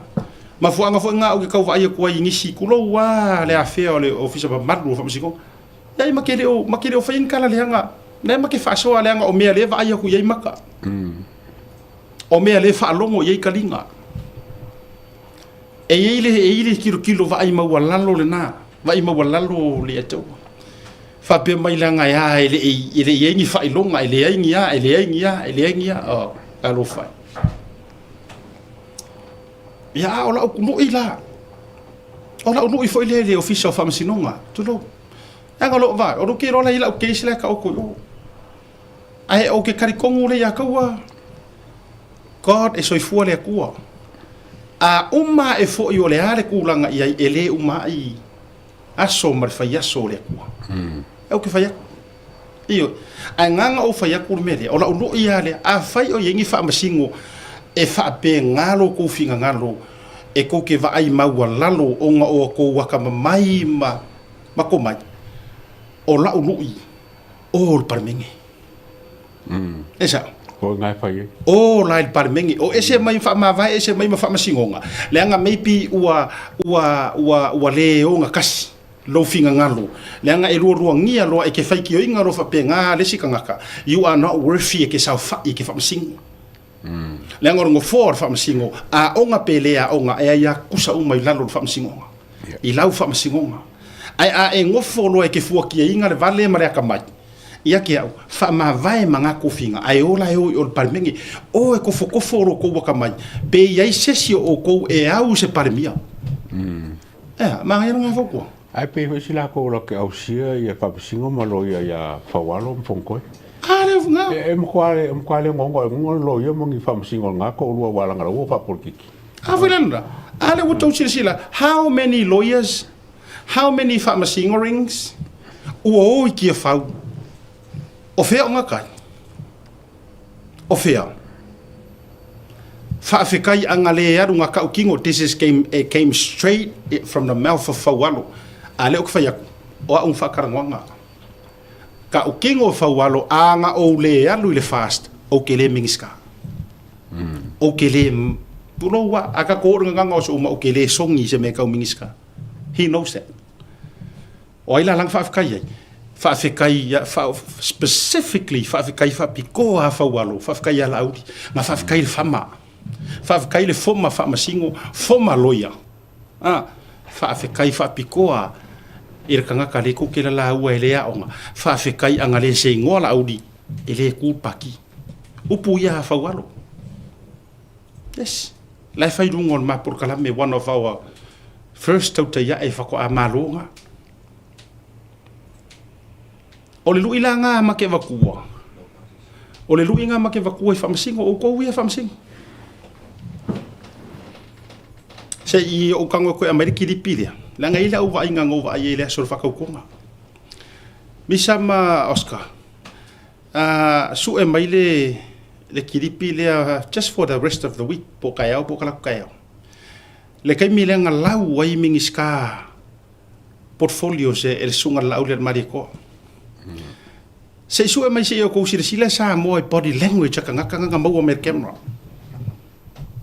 ya ioi ko ngwele va ko le fiafi ngi maybe tomorrow ma mo me se ko sila ile body language lang or camera la fe le kaiminga afe ai le launga le lau le mali to o le mingiska o le e sa unga o ia pe se amasaba pe se amasaba la fa langa para mo create la ko ma fa kio ti la o create wo la ko ka ko nga kio alo winga na le o te fai atu ai e le worthy se fa masingo e ko e claim o her or himself as a judge a fa masingo pe a fa pe already fa ilonga ka ngaka lau sila esa na sa le na ngai le ka kaunga e fa masingo pe a fa pe already e ke bias e ke fa ilonga ka ngaka okay rango inga kamala pa le mia po ke rango inga kamala ya ma langa e boru lunga ngo fa ilonga ai e manga ia skamasia ele lei malea ai lengi fa ilonga a fai e ke sa fa mai o es fa masingo o enga. You should be ashamed of yourself. You are not worthy to be a judge. Yeah. Idi kaunga e sa fa i ke fa masingo. Pe a fa o lo fa ko fa inga ngai ki fa ilonga. I'm talking generally. Okay, o fa yakua. Yeah. O ngole ka ke va ai kunga. Yo. O le ka ke va ai kunga me le ko le mai le yato. Sa le. Nge ke o halo ke o sila bila pele o blok ni. Ele o ngo ba mo se ungor ke sila fa ngi. Mala ngale fo ringa mai ka fo fa se lo yar ko ro fa ko o se ngi bu. E ka fa sang lo na ngale ka o le no ngo nge e ko so fo ko ka o pu. Na. Winga ngale u te va vai e. E ile o nga fa mata u pu sili le ato. O te toe fia wha manatu lava ia tuila epa mai la tau atama mai o le HRPP le na toi lalu. O le vaenga o le atua e ngake aloa ia le lei oe e kofia oe fo ile le aloa ia le lei wha mamaruinga lo kofinga. O le akua fo inga ke faa mamaruinga le faa umanga. E nga ke e honorably foi le appointed oi a uma foi la lu kaimi e honorably foi fa uma ile ku o point nga ko ku honorable release kusanga ke honorable e sera pato e honorably e nga ke releasing a foi o honorably o fainga nga le ku se ivanga nga ua ele kalia o laenga release honorably oi o nga e fa kau ke e rola ia le ele I release honorably of cool epo ele se ia le papera foi e fia me ia ele honorable release la ngale ke fo de ke fa kuai ia ale le na tono le te wole te fa to hela utala anga release honorably ele tua e ki lorkala o lai enjoy retirement o po lai enjoy foi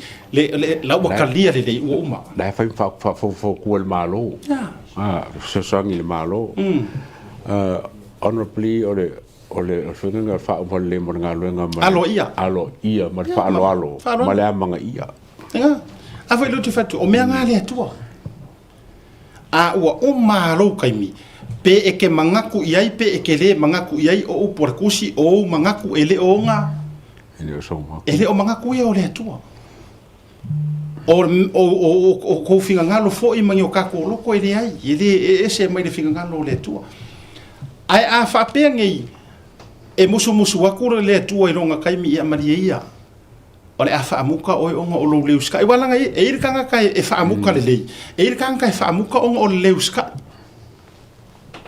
e fia va kurkus pa ia nga fa amuka le lei ya e dia ai ku ia e saia honorably release ole fa ki inga nga Mose Mayai Joshua aya saulo ya kavika fa ki inga nga mo morea mo le honorably ye saulo leuska Fatola amaya ele tuspa ia fa ata ita inga lelei ai o ma fuanga fa so le maka upura le ato ona ole matua I kele ole leve male lave le o ko mai keise se fam singo avela matua ola ila o fia va ai fa masingo ia le pila ko ke enga ma le fia ile fionga parmia I want to see them run mai ora ko kumalo. Fa kumanga ia run wai kele a foi ia tala ma upu foi le fionga ia faualo. Ia ke o makaki a nge se au sia ngisi. Ia o ke ai nga lu nga alu. A me sala ko e mo la mo fenga lo ngale. Ai o se le malo le. Ia la foi puli. Ai ke sira fia o e fa atala fonga. E tasi le tangata ma e ula na tau fainga. O fawalo. Ia. Ia wale ingi usila. Ingi usila. Ole wingo la tala. Nga fa masingo. La wa ile si fa ururungo fa nga malo. Nga fai puli. Mingiska. Ia. Ole loia. Va. E se vore manga yor sa varinga le kanga. Sa ole. Fa ko makaki anga o yai. Loia.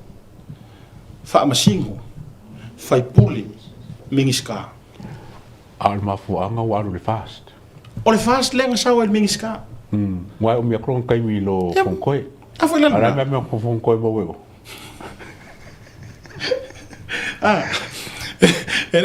le vinga na le feto ila de tal fa ko e ma eu foi ya Karosia la tafia va ai nei fa masino ia le ai re kai miringai ai a fa wa uma lo pe wa e fa fonga ma ela ngona o e wa ele to ya nga e te fai unga o ye te ia fai unga alu lo e sa lo meka ai mosia ia fa masino e la ko fa ku ma la ko kai ko lo le ko ngole so se ke lo yang ke engen ka upule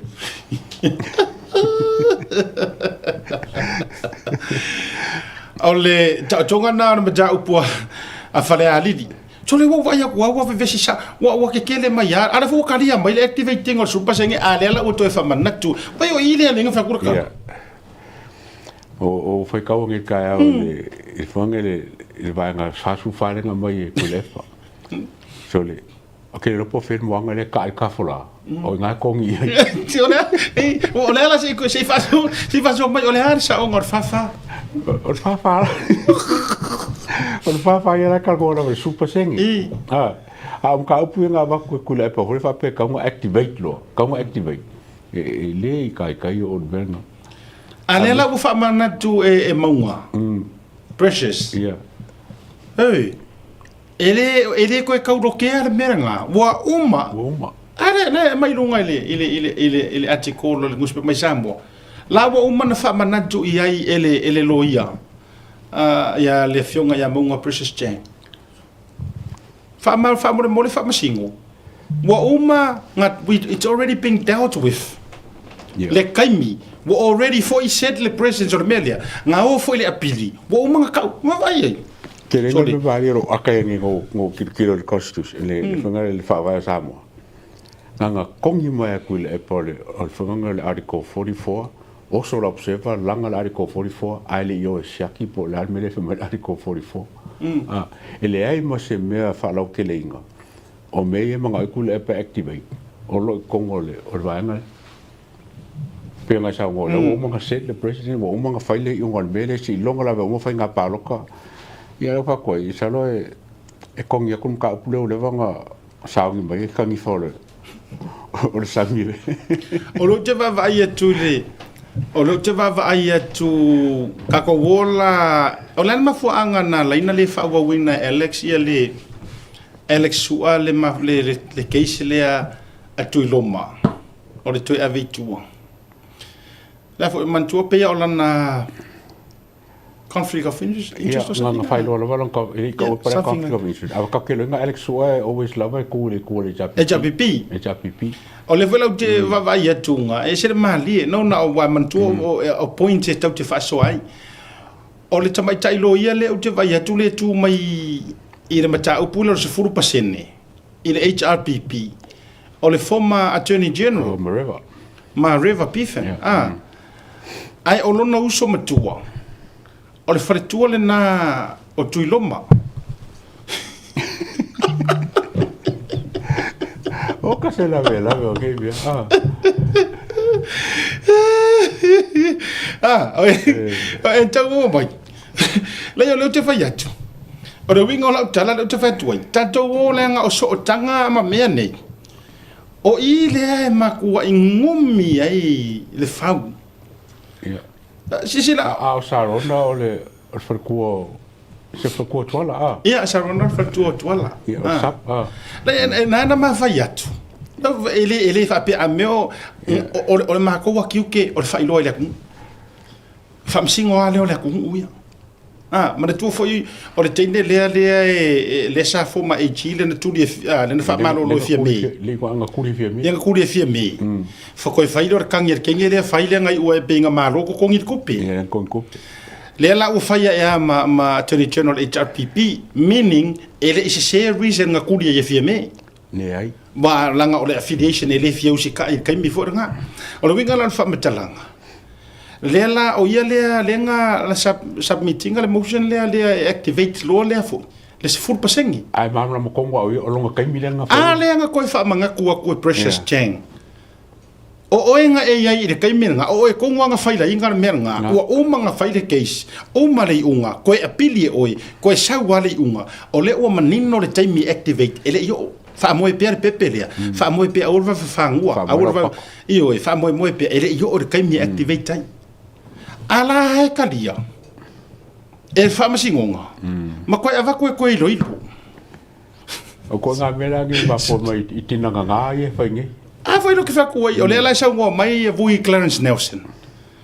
What do you think, council? La fisilia nga ia Precious o ai se si o ma o ai la se si o famasi ngo wa nga sa fa ia o le pili wa nga sa fa ia le la uti tau va ia tunga o la va o le a fili se special panel foi e lo que o le point le fi nga wo kwai le loia e le o fai aku well in other words ele fa pe po ai sa fa ia the fact wo uma ua umanga lau le unga o le ua mangingo le kaimi ma le aso ma le pangangoa e whako a activate taile me lea a le a e kalia o le fo le a koe ilo ma koe kilo vai sule a le avaku le avaku le piko fale alidi a e fisiri loa e yei ngisi mea e vai o sikelea a siaka o sikelea sa ro mafafau o sikelea sa ro mafafau ai se awa ngaki ai kule e pa mari pipi activate su pasenge alai mo kingoa po la me kupu e kawan kula e mai ya lima ma e fa ako su pasenge la kon wal ma fu anga wale ngaki la vai fai ngai me pe folinga mai ale fai me le lo ke le mo se sui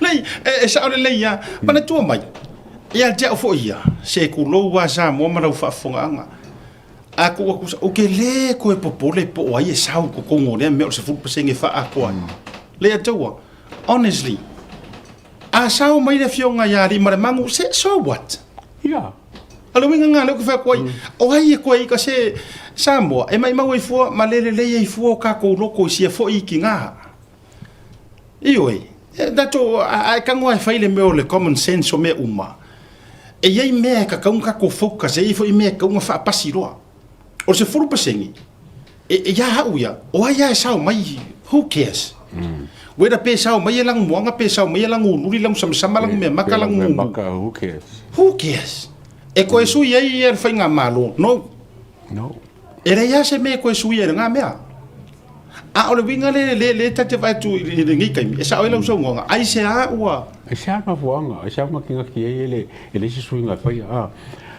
mind you a saka ngo ke kilo le constitution nge kai au mele ka kango ngafi ele ma fai se kumalonga ma kumengi kama ka skolu banga nga mole ai a se kama ka isime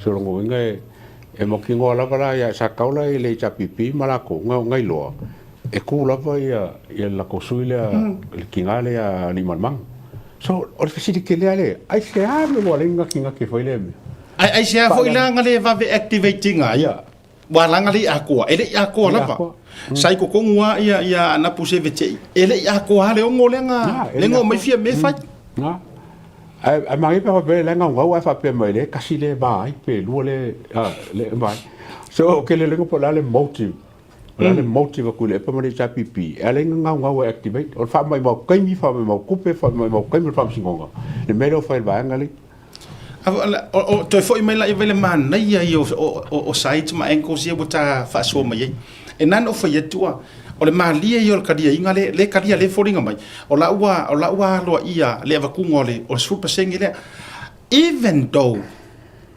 ua mahea o nga fai ai le unga le parokan ke ngei i fa masingonga ma o la ua fa ta oto le ala fua ma le kaimi e activate ale ai va ku ala kalia la kalia foringa mai le la fai le special panel le angisi o fa masingo who knows maybe a wa tele lo ia i si fa masino sili fo ile fa masino mawalunga o le tuala le lani tuala Warren tele lo sinata mai tai fa masino pesa se e i si fa masingo ngi me mo ai nganga o fa ya so fa masingo ngol ma kwa fania e lo ke fa ya fa unga fa ka o ko mai fa unga ai a ko ava ko me le ele ko fo ile me le ai se fo le me o fa a o le la ko ke enga le manga o fale halili ai a fua mai ele i kupu mo se me fa pe asa ole yato cha ole ele i tupu mo se ko inga case le on the other hand se furu pasengi we already dealt with and sorted out we already ala kalia o me nga le tele ile me ofisili fa malulu ku malu mal ya ma go ngor fam singonga fa malulu foi lo fionga le fa lu ngor fam singonga ele sunga ya pali chon tai malelang wa o ia le pulo le fam singonga ia male fionga fo le mingiska fa malulu ku lo fionga le mingiska a fai fo isa to fa fonga mai o issues ia matelanga langa le ele o ia se vaenga o ma fa le nga inga le ma kere o la o pe o isi au ko si le fia le mai nga solo kala isi por kala me la lau fa masingo siri la lau no ele se nga fa pe nga ngi fesidi fore fa ku mangako yes mo le process mo le system ka nga langa le ki lo makule e sa mo me ku mai o kele o fesidi ngai lo kali o me mama ka upuya le afu nga ma fesidi ngia fo i ma fa so atu e fa malu wele fa yo to fina ngalo ai se o tatou ia afaya le ngaru ngargaka fa ke kainga o te quotinga mainga upu na o maua mai i se fina ngalo o le CJ ina ua ia te ena ele mana o e whaiangi mo rianga ngaia e whaasangai i rau ngari i le Samoa o upu ia ngo umawanga mainga e o ngā ruenga ia lako o ngā ruenga e kau ai aku iai le leanga ma lele o upu nga mai Samoa fo ma fu anga fo nga leanga kau mawhai ai le pulesili o whamasingonga e whai le kangi e whakakau maka upule inga ia pui ia le ingoa ka ule leia o whamasingo siti lengo foa o whamasingo siti peika mo leo nga kasi le fukia mara ume a o le langona le sa au mai e whapea se ele mga o they are public servants e kongi iai kangaka maa kau ai aku le leanga ngaoi pepero le pepero me uma fa penga foringa me tau fa pena se fina ngalo lois o le famsiu city o le winga la utala talo sia o finga ngalo ia e o le fainga o fai unga e kau kasi ai leanga le ese o mea le kau ke va ai ko ai fa sawi fai unga le ese Sauli, ole vai nga fonga le ke sa ngo asiaka le lo ma fo nge mo ka kau ngo le wa kula mai le kele fam singo ngale i ngi ile a fi ile fa vai ol malo Samoa le constitution de Samoa mo ka fongi kilo le mkanga ngo fam singo nga in ka ko constitutional lawyer fa piko ala vai e me ka constitutional lawyers lo ke kilem ka upunge e fai ma se pano fo le fai nga ka mai fai unga i lo wa mele ku punge ia le ko kia ko fule lo ia malanga le fam singo ia masianga ka mai me a mai ia o ke lo inga pe mai le i constitutional lawyer sa ka ko mu fam singo ia i la unga mai ka ke lo fai ke lo ki singa fam singo nga malo ia ai ele kele la wa ia ku ele o kele ngi lo ia constitutional lawyers e lo ke al fa va sa mo pa nga fia me fa pengi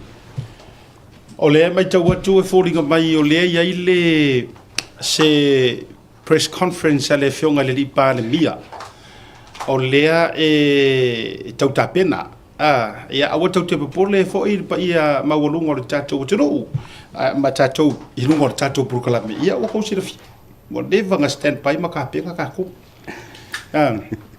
si tatou wa kolosi ia e on mai lo au te pole e on mai lo le fo stand by ia tatou producer ia misa ma Oscar o le teimi e on mai ai ia ma sau noa le fionga le tetai ia por fionga li pan bia on tatou kolosi foi la ia lea ia se tau wa manongi po le ase fatu fala inga ia o le ia so wala o le fo so lulu ia e te wa Australia le sa fatu langa mai ai mo le taimi ma tu stalla ma le media ia alanga le tau vai tunga pe se va nga le tau sau nei i le fa onga tono vai aso ia tatu tar sia fo ie o vai nga tau ale to tatu malolonga la tatu malolonga ia ai fai sauki o ke pol tatu malolonga ia foi mai a fetawi e tu sa o fa tanonga nei atalo fa tu lenga fa lo foi la to fa nai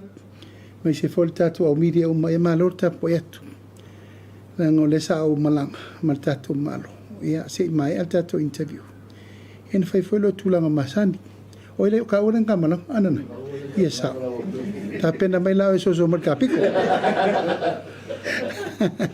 ia ala sona fai we nai fono ka beneta tu langa masani tau pu mai mamoli mai tono tanga luenga le malo e me se foi tu langa o le fa ngai o ina lava o le tato malo i tu langa ala poptonga Tangaluenga malo yo no bainga sese. O vai aso umalava o lo whanga solo ai e tātou ngase au inatu I whafo. Ele o mapu lava le tūlanga I tātou tangaluenga soifo maloloina. Pe lava na o tāua inisi o a tātou whataltanoanga e te lele ngā luenga e te tau na tue whai I le mtanga luenga ala soifo maloloina. E reo se ngā luenga na tupu ana nafi, whawhi tauli na tupu nei, o whawhi tauli ua lewa o na tutupu. Ma lela ua taunu maili tātou whainga malo whiriwhiria. Ia ole nei e tue tau whao mau po whee te tauna amata ili whaalau amata. E le ngata I tātou waila au, o masini, o whomai, o tong fitinga, tangata au inatu I whafo, o por kalami whaalau loa, male ano noai, o mtaup, o lo ngafa nei male fionga I le minsta o le soifua maloloina. Uyo lea, ia, e le iai lewa le talitonunga e, mana o mial ngā lue whaatasi e mtanga luenga umo le malo, so soani mo le mtanga luenga le soifua maloloina. Tātou mai tau, ia o lo tele whaafi tauti, te mine nei. Ma e le tue alo se atau le la au. O whea ua tau numa I ai whai ngā malo fau o wha le tonu ma ta tau tonga fiti, whai loa. Whea ni mea o le lei na tau numa mai o le lei, wha awau.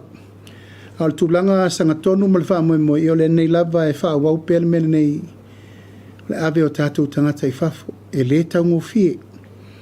Wa o watu ma le se furu miliona o wha solo mea tau tonga fitinga mai whafo.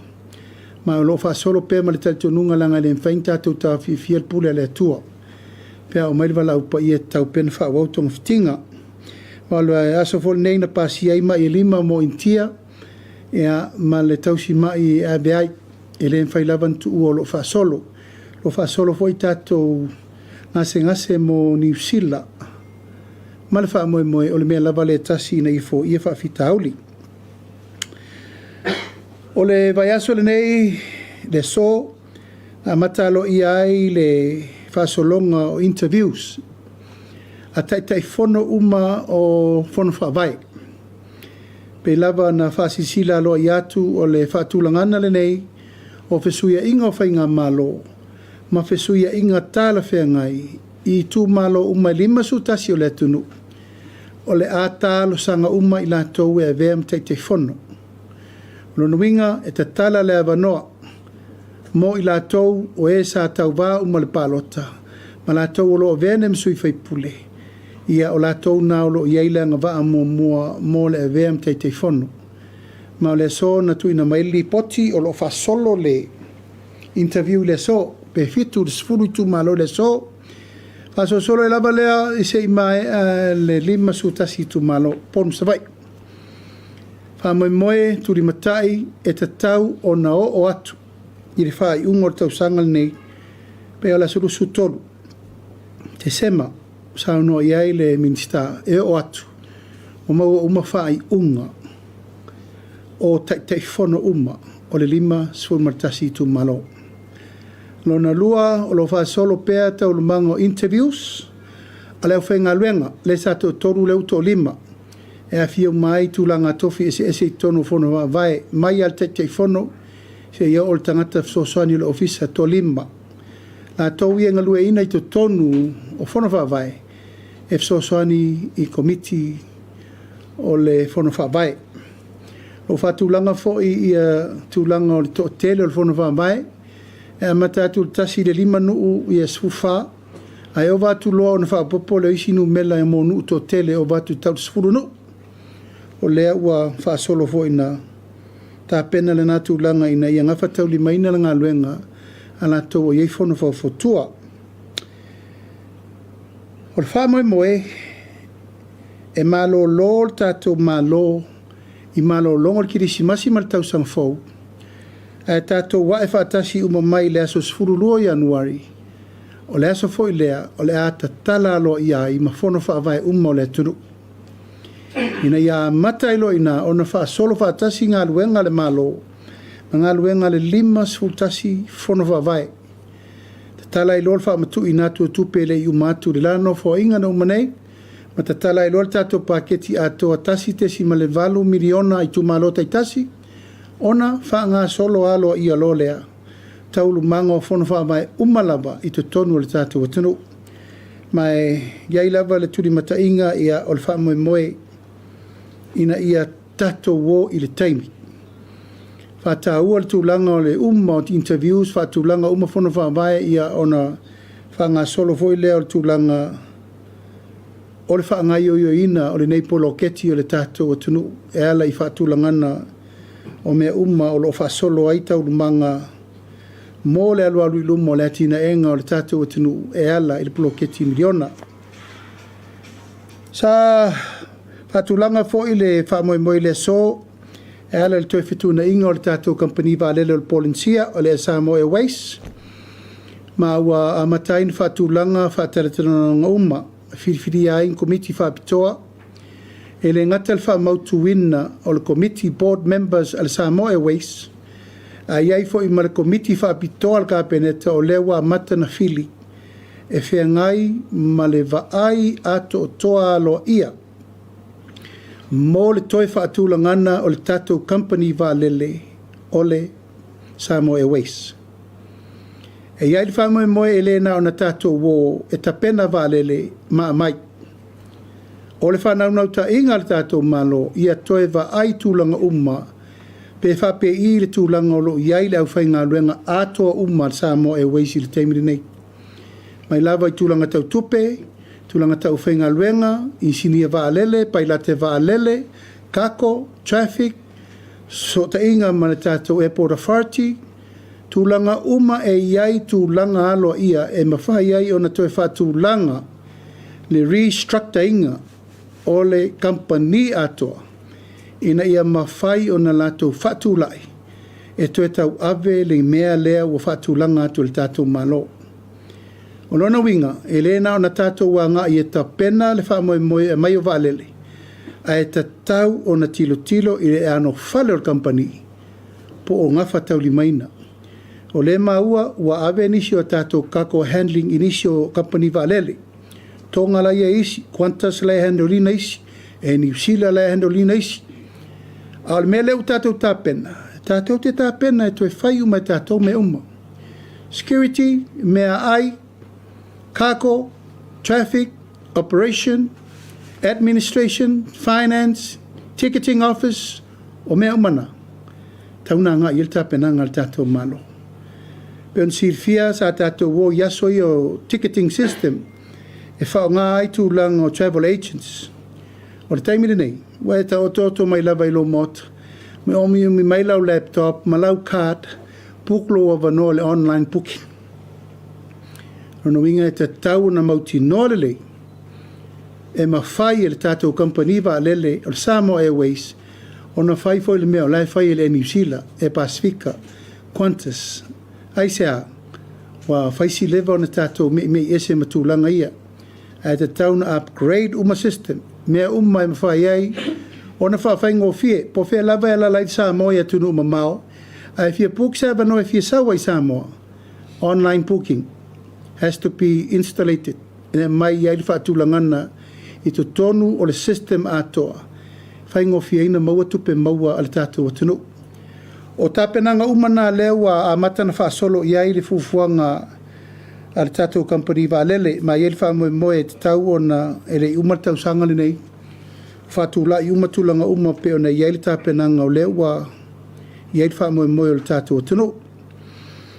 Ia, oisim tau pu mal kapeneta o tulanga masani li poti o ena malanga, me se foil whaatulangana wha moe o whainga wha vai, ia o whiriwhiringa o nisi o whaurulunga o mtanga alwenga, e rei wha mautuina, a toa I fo I manisi o whaurulunga langolango, o lo iluma nei o le tātou pisa si a wal whaataunu ina ia na tu ina atu fo I leo se taimi wha malamala mai.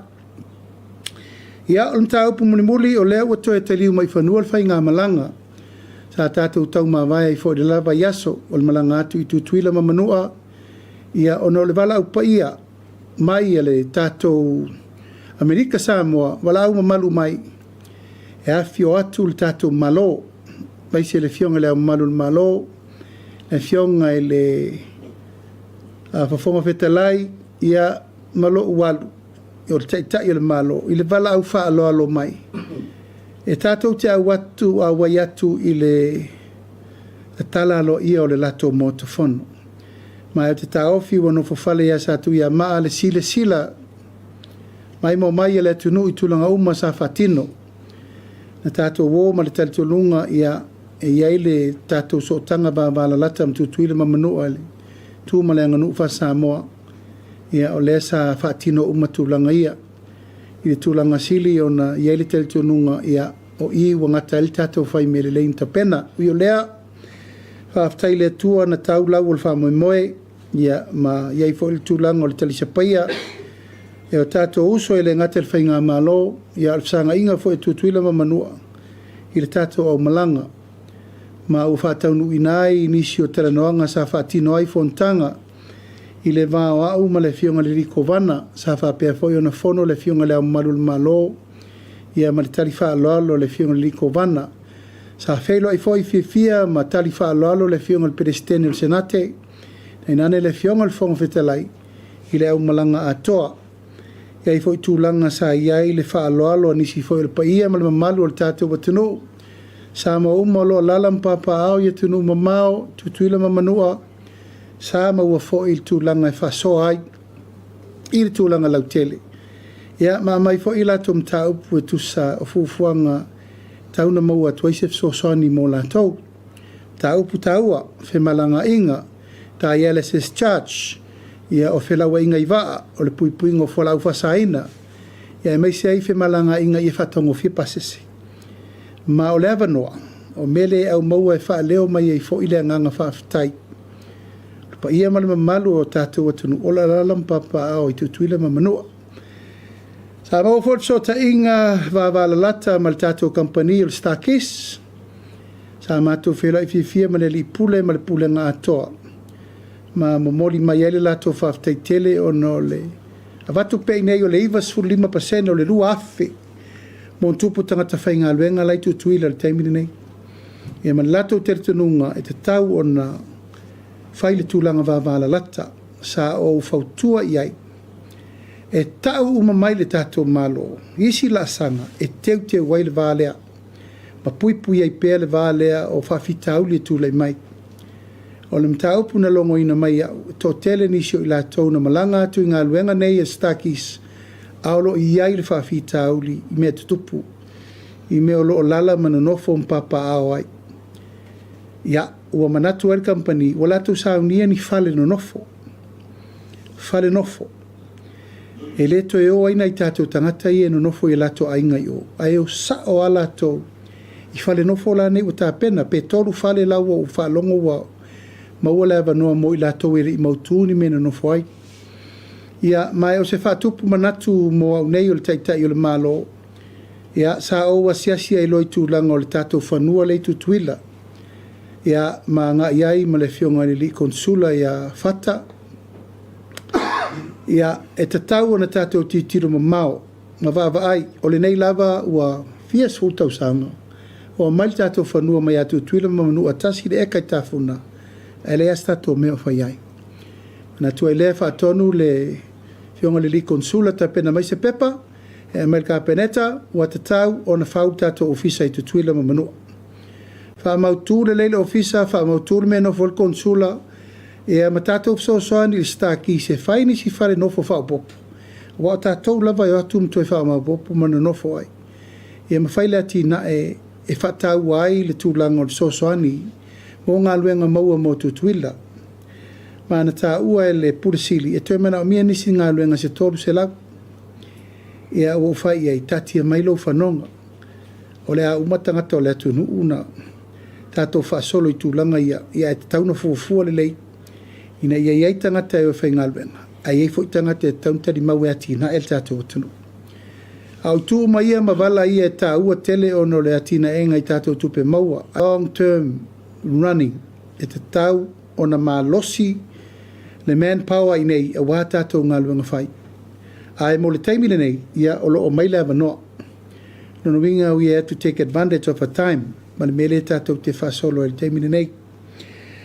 O le tūlanga sili o na tāua i le nei malanga, o le mamori, o le whaafitai, ma le whaamano i le langona, ma le manatu, ia ua o i eili taunu unga i le siitai o le mawhitanga le nei.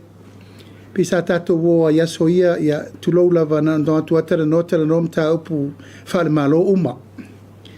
E re iai se lo loto tele o le manatu ma le langona i sotanga whaale anganu. Ma ua manatu ai e tā ua tele le tātou whaalata lata uae e mawhai uma isi me uma. Pe a whai e mawhanawhana ma vāwala lata le tātou sotanga ma tautuila ma manu. Mai o I o te teletonu o se tūlanga le leilea. O sauno foi le liko vana e whaua umalava tūlanga o sota inga tau whainga malo. Le la tu e te pena ele tātou ato sa moa le tau sang fau. Wha tūlanga le lei mai o tātou le la atari le tau sang fau. O ai e malanga mai, tā pena uma tūlanga masani whtala no inga. Tanga luenga, whala puptonga. Ia malato foi directors malato uma e fa solo ai tau mangole atina ino malo e lua o ma foi na tu atu el tato malole tasile eka i tau misina ia al fa moi fa tu fo l'office tu tuila ma manu ai nei tengo fie ke to pevita tengo fie inga tengo fie yuta fela wa tengo fie mai me tala fenga ia mol tato bana nofo ai nei me e level fa moi ia e maua so tanga vāwala lata I mea pe ona tātou iai. Ia, o le vaenga muli ia o manatu pē te tauna no foilo ia sātu ia ma, langa ele o toi lilo la lola o tau sisi latu I whaalolonga ma mea na whai mō tātou malanga.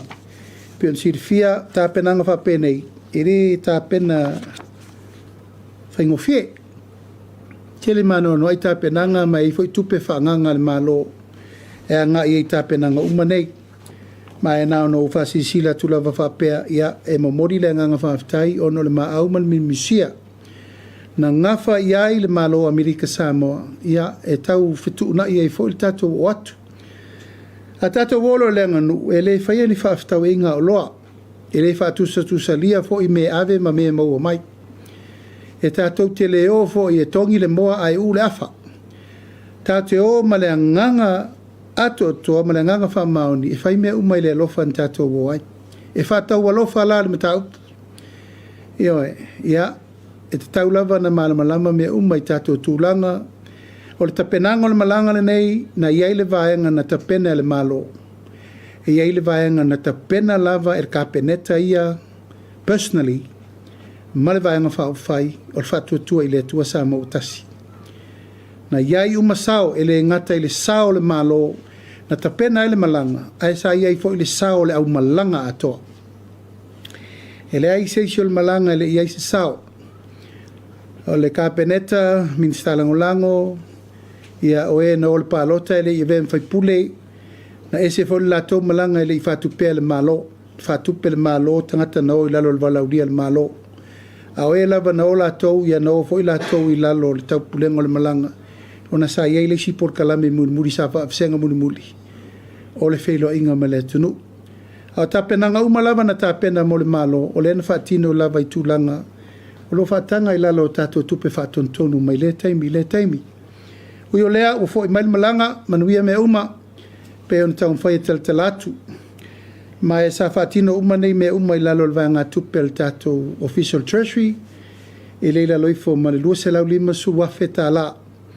Sa whaatino mai tanga ingo le oso ma mea umana avei whaalolonga ma tūlanga le utuino le waa na avei le ofiso leo ma nato uma ia ua whaai uma le manui ai le mtau. A le mātou toi foi mai I le mea alofa ma mea na tuina mai le malo Amerika Samoa. Ia ua manatu le kapeneta ma le whainga tonu I le so e te tau na whaise whaasoa a wale tapua inga si o tātua tunu. Tāpua inga Samoa u fo I mai ele malanga ua whaawasenga le tino I tupe tolu se lau wafe tā la to e whaafo I te tonu o le treasury. Malanga a toa ma le tupe na maua mai le mea lofa na mai Amerika Samoa whaafo I te tonu le tolu se lau wafe tā la ina ia mawhaina fsoasoani ai whaatupe ina umo tātou mele nāt Le no vai atu na lo se la lima sfuru ren fatino. Ia leo fa foi tonu lo se le tolu se la wafe. O lo ia ima le fasilinga o le whana unau tainga. E le umaita penanga o malanga wha penei. Ia i lava le taltununga le lei le fai atu matali mai a lo ia i wha polpolo. Tato me masani. O isi fasilinga. Ea na wha asoa uma i le au malanga. Malato no, nano to sisilatu. So titi lava fitu sfor montupu lo viso leo. Fa il pu malato uma no. Ia me se fo i le paia o le kapeneta ia malama malu i ministala ngolango. Fa ururungo mtanga luenga le malo malato uma na malanga fa atasi le nei malanga. Ia o yel teltonunga ia o la toni na na patia ele. Tato fa mo e fa penal tato fa so fa sa mo pe afai. Ia i fo tulanga e ave per fa alo inisi fo isa tapo iatu le sa mato malanga mele o malu malo. Au mato manatu ia ta pena se fa alo fo ia ave tato sui o fono sui tofia. Le fo wa mai ona fa te a ia tulanga o palpala malo ia mastino i tupe a walta po inga le vano fo tolu. E onga sui o fono sui tofia. Ia e fa pena fo i le fa soa wa nga ilava il tulanga lautele i tato ala poptonga o lo ia il tausingo tato tinamata mamatua i mapu i whangalele. Mapu i whangalele lima feta la, Monique vai lima feta la, mapu i pulotu i savai lima feta la, senese lua feta la, loto tau mawhai lua feta la, Samoa Victim Support lua feta la, Kosena lua feta la, Nonu le lofa lua feta la, Cancer Society lua feta la, Hia malamalama lua feta la, le asosia tangata e pole vai lua feta la, e no le vai lua feta la. Ia, whapena fo ina ta pena le so soani a ngai pe ie na o, e fionga le minstala kapeneta, minstala ngolango, ia e meise fo ile tūlanga o lo fiso leo atoa. Ta pena fo ia lato, pa oso ma me umma nai se leni tu yo lato lima. Tala masina il tato fa mo na fai. Ia, fa pena fo in tapena se fa sosoani e tau walatu ile. Ie fo isa avea ma pa mi o tato malo. Sunga ya tu le apple te te ile tu ngai. Te na ne voile fionga sa fa pito ya fi me. Ia, wa mai e fo in fa te. O manatu e fa leo ina le amatanga fo le nei.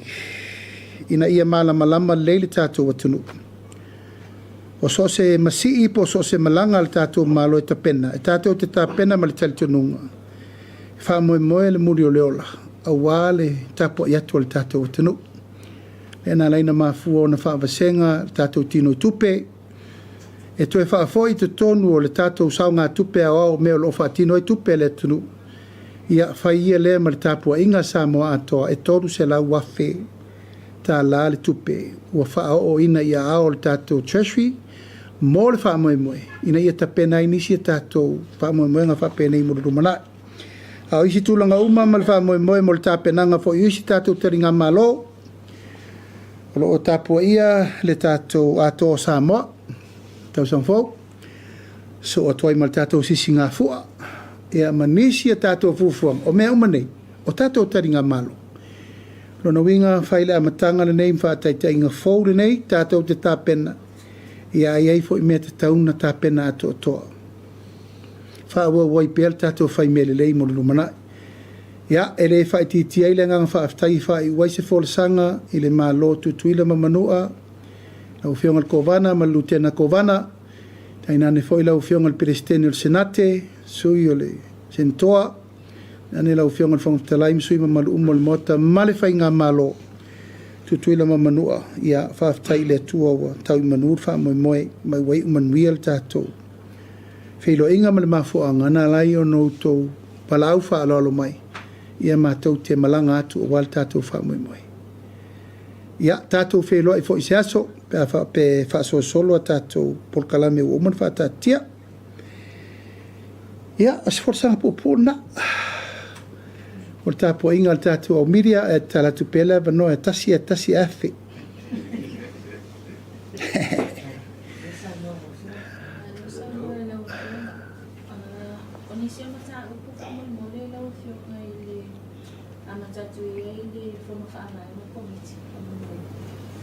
O ai le whaururu le komiti whamormoni au whionga le whatinoa ia ai beto fia fo ia le komiti le whatinoa le interviews.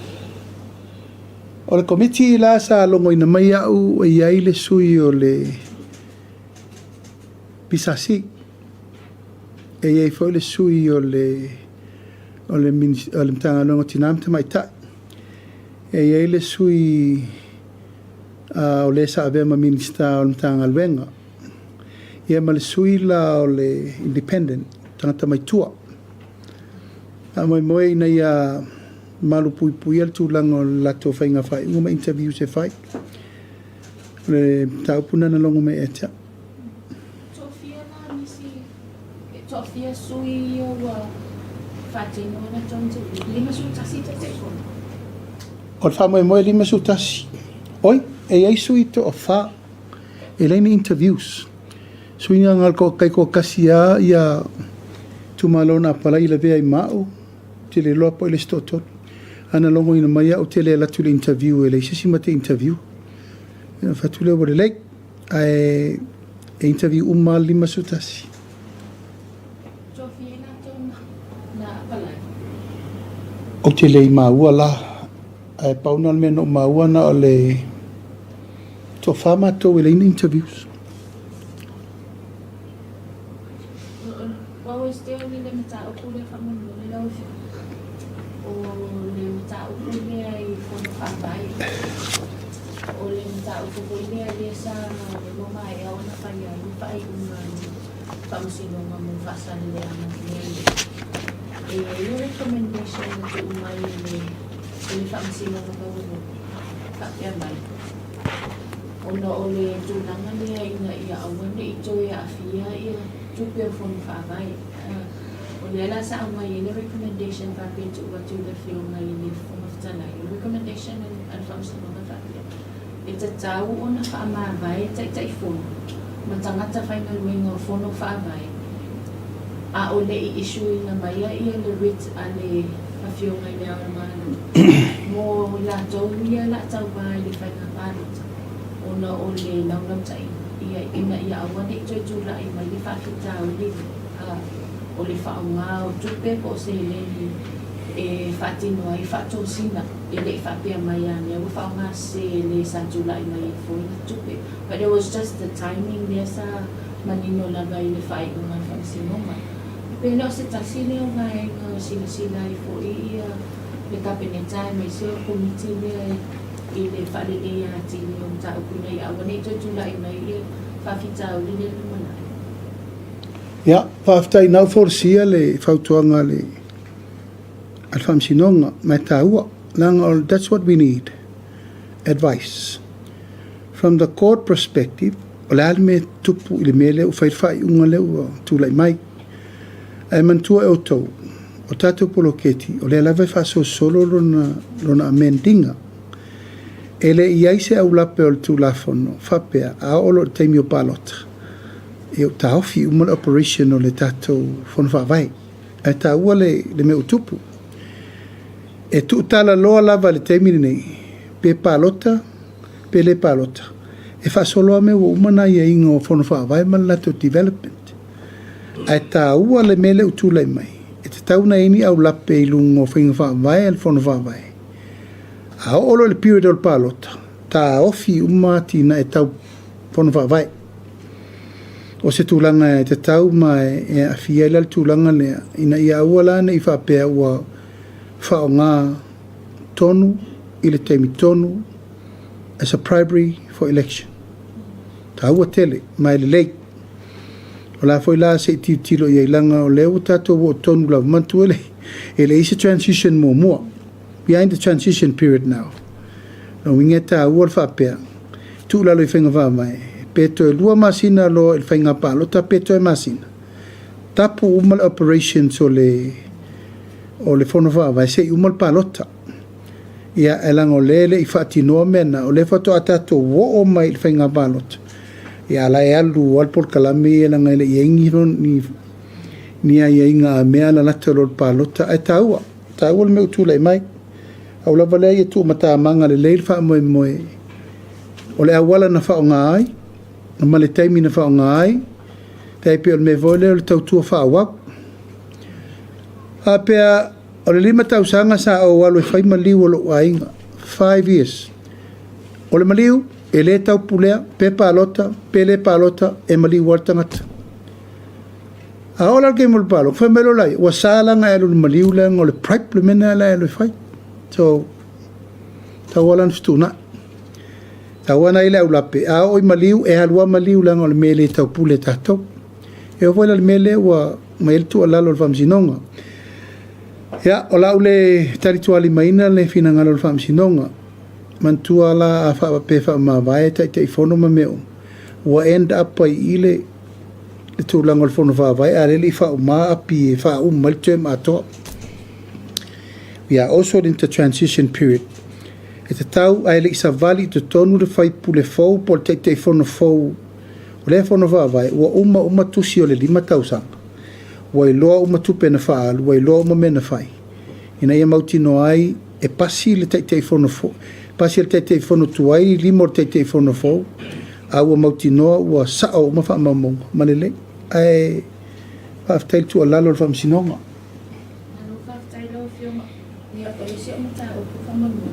Lo te man jol ba ya son ni ta jo pe lo i ko ya son. Ma ta o ni wala o pasan na.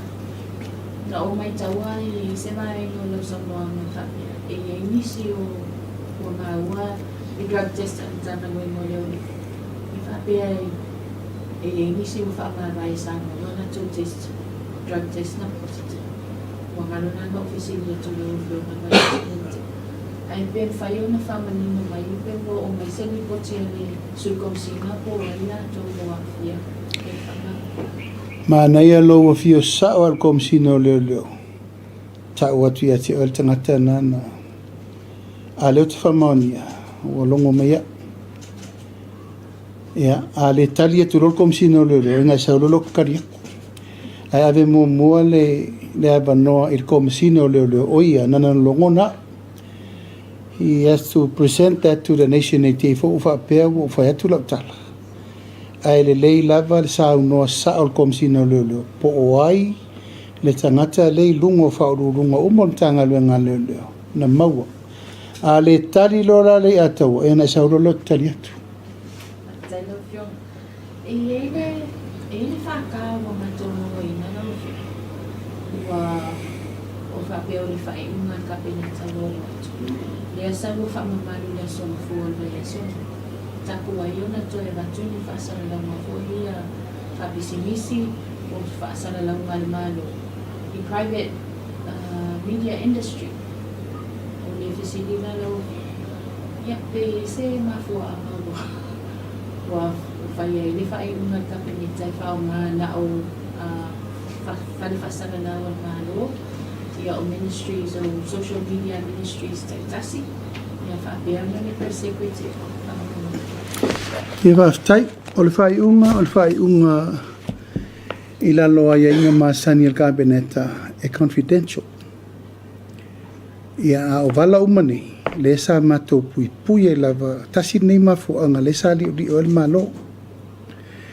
le mela le nei o le fai unga le malo ai talana i mai fafo ai le fa mautuina o mam ta upu tau le malo le li o ngatonu wa le wa sa no mai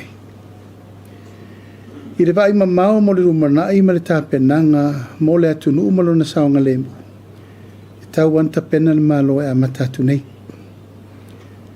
wale tasi wale atulasi ile afia matangi se famtalanga i wale si fasala lau o lo sanga tonu pele la tofa mai moi ale mai tau le me foi lea na vava il temine o le nganga lava le momoli atu ia sao sanga tonu fa maoni fa mtalanga uma e tu atu malo al mele matou te mai tau ia tu lo lava o le mafuanga le o le te le bebesi le lu temine ona ese fa mtalanga le vatu le malo ese fa mtalanga i fa sala lau no nisi lau fa newspaper nisi foi lau tirio le tio fa sala lau ma me uma lava o le tūlanga la atoa o le puipuinga.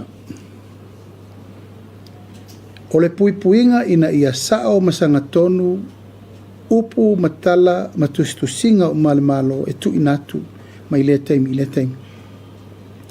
i le vai mamao o manatu le malo o le atu e wha malo sia le ngā luenga le press secretario mo le malo tu la i le malo so se news ma me le malo e te tauna break le malo breaking news mea tau le malo mea tau le tunu pule wale si fasara lau ma la tom ta whaioi au matau pu lava le malo o mato manatu e te tauna le mua le malo ina ia vatu le fola sanga sao al mele tau whainei o sau mai whafol fola sanga le malo tau ma whai atu le malo whasao sao o le ropo fe au wai irfina ngalo le tunu e mua lava le na e le tau ngofia le mea nei o le tau pepelo ina o whaipule e maise au nei o le pānami e taimi maso o le mele o me fa tu sai le fa luma o le tau fai o le tau leanga o le fai tio me lava o le anga i mai tu singa nei i o matu tangata personally ai ngalo ato le mele ele o matou le e anga i mai o le e fa marunga le malo ya matou a tatou le whaia se mele te mire nei. O lono winga, o le me tu lai mai le lumanai, o pule mai whafo a inga. Winga le alua o le whailanga kala wha sefe mai le ama lea. Si pa a koa i al mele ka un whaia kule malo e whasa o sao mwha manino mwha tino, i le meta oto le leiai. Le sanga tonu o me umo. Ai ai se upu ma se tala e a watu i whafo mai le pulenga le malo, e tauna watu i le press secretary. Fatu ele ia auto malawa. Na fasala lauro le, ma fai ia auto news i lunga. O le mere ele te milne, ia o mua ka vale sofangu, ai muri sofangu. Tulanga sa o lava na le ele te milne. Mai o lo faanga moripo, e pe no fai atu. E ta ua ngā luenga faltu stala. Pe ta ia le fa pe fai atu ta ulanga ina se ngā luenga. Al mele tupu, a ola le teimi o fai ei whinaunga, po o whele nius sao. A whele nius se. O hea o iei matou. O hai e alu i ai le maa logo, tau wha sao. Hena nau mai le wha pe wo, nofo ma pen, ma tudi ai mai. A whele adu i le maa logo. Hena whai tatou tu la fono le media council. O whele media council. O whele apena i le complain, pe a wha pela, tu i la wha pela. O le alu pale mia, a vela na complain i le media council. Yeah, o te tali wai popoi. I can afford to go lauli myself to the media council.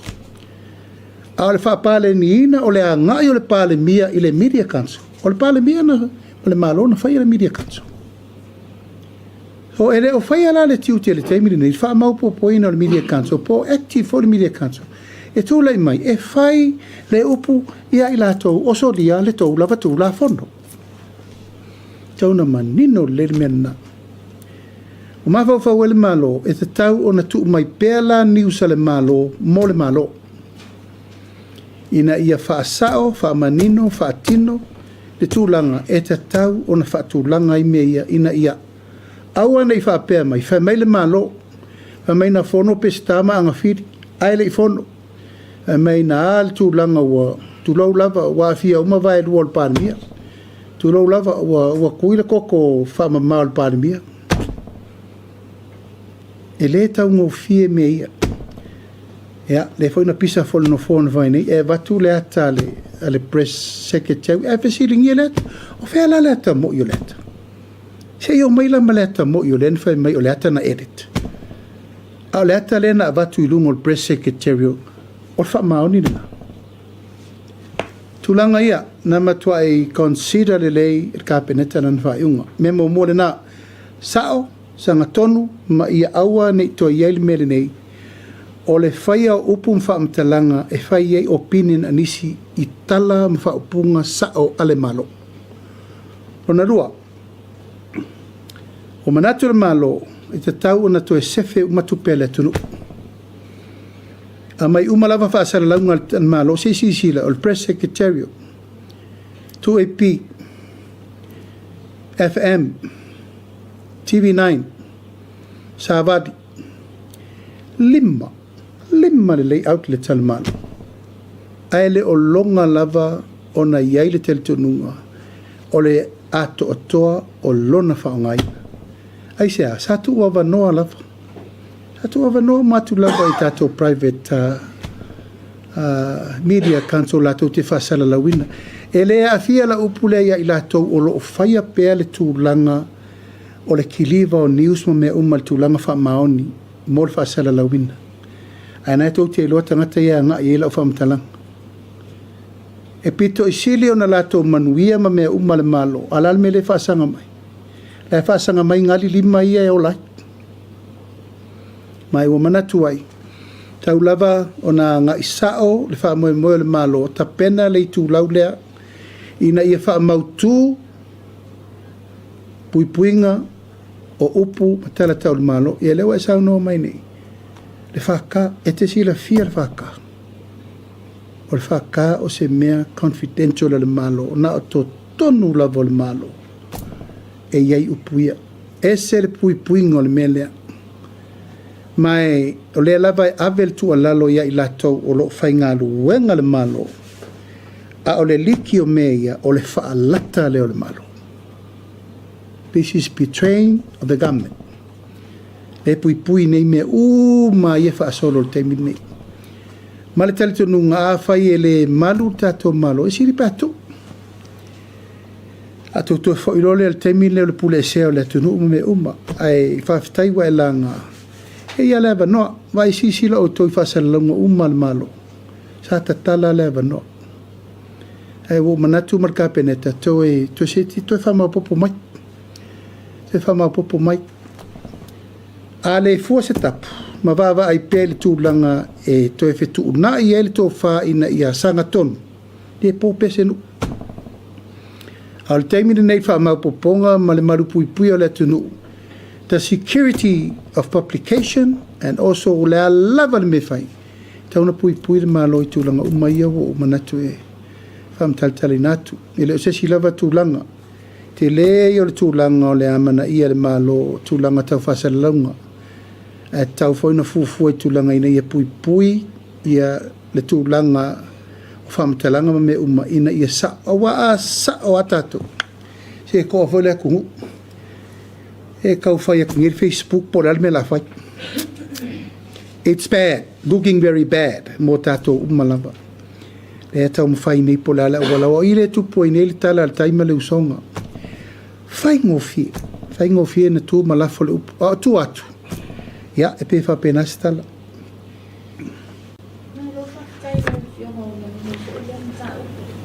O lesi na mta ko fa mo na lo sa mo ato na wa ia ia ni fa na to na dia asi ne se le social lipo ni ali fa ko ia na le se tala mai le le fa fita le le asi ta na to na dia sa le no sa Oil va engale.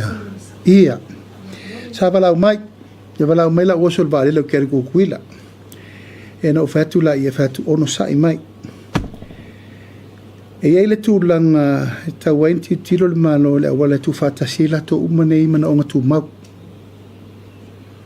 O mana onga tu mau. O mana onga tu mau. Pe pola uva ai, pe longo noa, tu lou lava pole alava le mai o le tino. E te tau o na iai le wha moe moe. Te tau na va ai le afu atua tu uma iai la tau.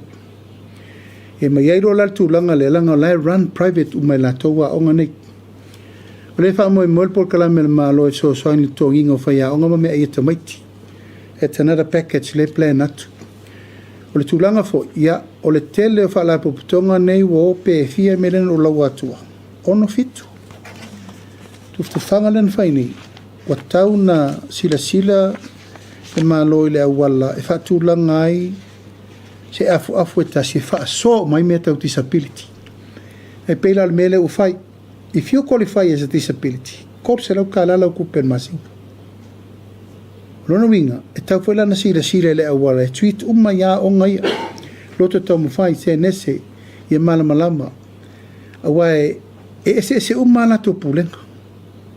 Ale lau tangi mai nei whape o vai aso e ko ngela ko.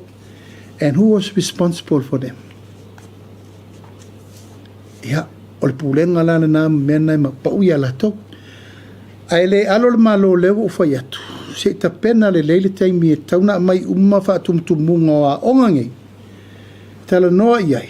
Ma mawhau whau po le ale le ale sila sanga fau mo le rumana. Po a whai whaafita uli le lato te whea ngai. Lango te loe le tasi se whaafita au. Te lo foi la ia isi fala popitonga ese atu fala popitonga i wa velta to tufa. Le foi a fia mele. Ai te tonu la ia se te mi muli. A voi fa fonga mai la tonu mato fiutanga i nei taia.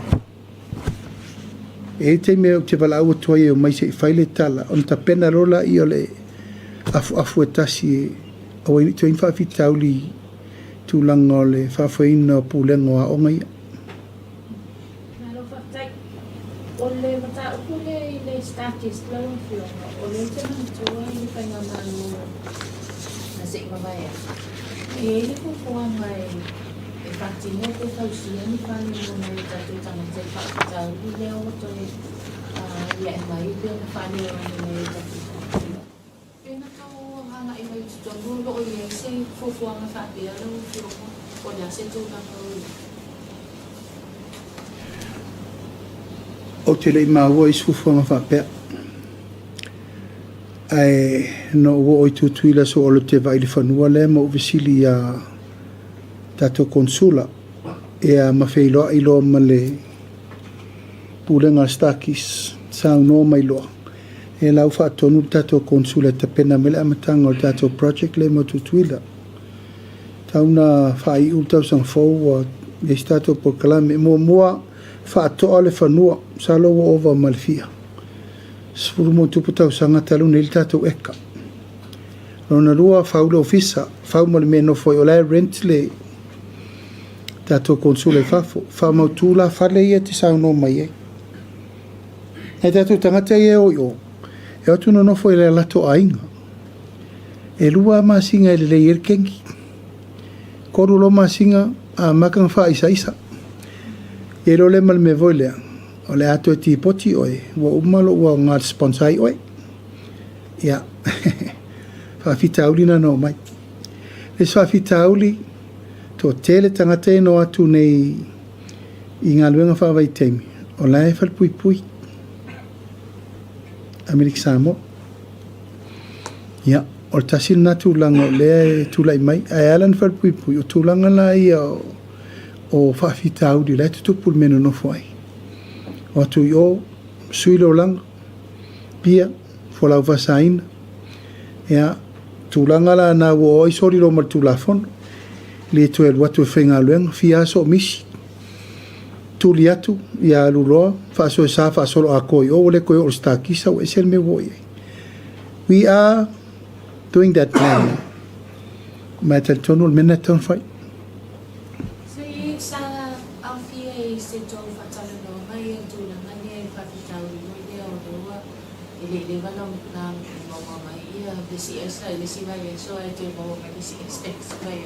Mai Amerika Samoa sa ol matala malkovana o la ua vaiaso lente atu nei o longo ina o lau wha mautu le warehouse folk a Samoa Shipping Corporation o le warehouse lea ave uma i tato utanga i mai mo podu ia o ina la lea e wha moe o ina e te tau o na whaire screen. Ai lei a maia se uka e kasi rungo le wa. Taimi nei, o lai pālu ma rungo le wafu meo. O nono winga e nana o atu o le tanga luenga le a kiri a Amerik Samoa, na tō laulau in whaasolo tua le, e lei se control le lei mo tātou. Ma e whaaftai le liko wana o laua o tārsanga i. E tauna amata mea na to screen. Ia, e peo le whawhita uli lau e tau le tātou wafu i oe. E au ngā me tupu. Lua vai aso, tasir vai aso e so mea lua. ina ua whatoa tātou ue whaonga me o levan taun whaonga. La so fau mātou te whilo i alo i aino o whatonua i alo fiso tute ina ua maua mene i a mata i tū ma matala. A mai umalala tō lisi o ni mea whai ngā luenga e le o iai i le teimine nei. Taun whaatino, e wano ta ua o talia tātou mai le lua. E au wai atu lewa matan tau whaonga mai le. Ja.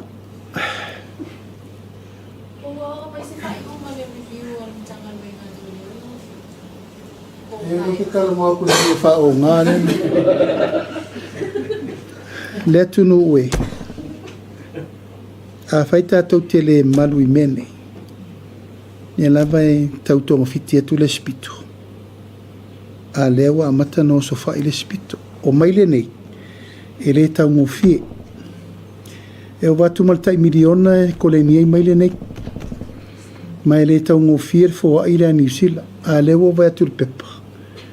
Ke le lopo le alto inga overdose le overdose ai mele o kau le workplace o le mai le songsongi. E wha la fonga. Ai le lei. Pa wale o le awala e le mawhai e sesinga corrupt o le whai ai o le mai le alo songsongi mei.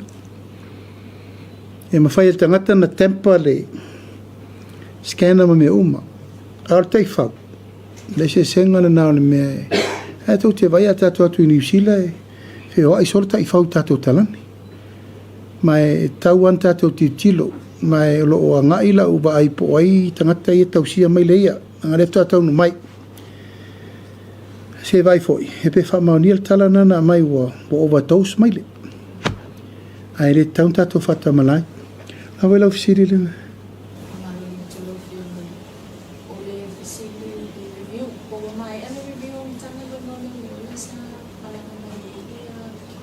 Yeah, although fatalieli poti, I'm waiting for the final report. Ale upulena mai e te uele e te ingo le malanga. O le ao mai leo New Zealand e whai ngā luenga whaatasi mā tātou leo. That is the new beginning o le mea lea sa nau e fsoswani. Pilanga tau susuenga, prosecution, training, liko ia maisi mta upu whale leo. Mai e tau lava na tātou tari sapaia wanoa nei. A whaiwa mana o mia ni tanga luenga sosoni nei, wa tau na mai. Mai e tātou te le mele ina e meisa New Zealand. O New Zealand na tusia uma tātou tulafono leo. You know, it is their administration formatting a uma tātou tulanga o le tātou tulafono leo. Winga o tātou tue apa ia New Zealand soson mai mo tātou.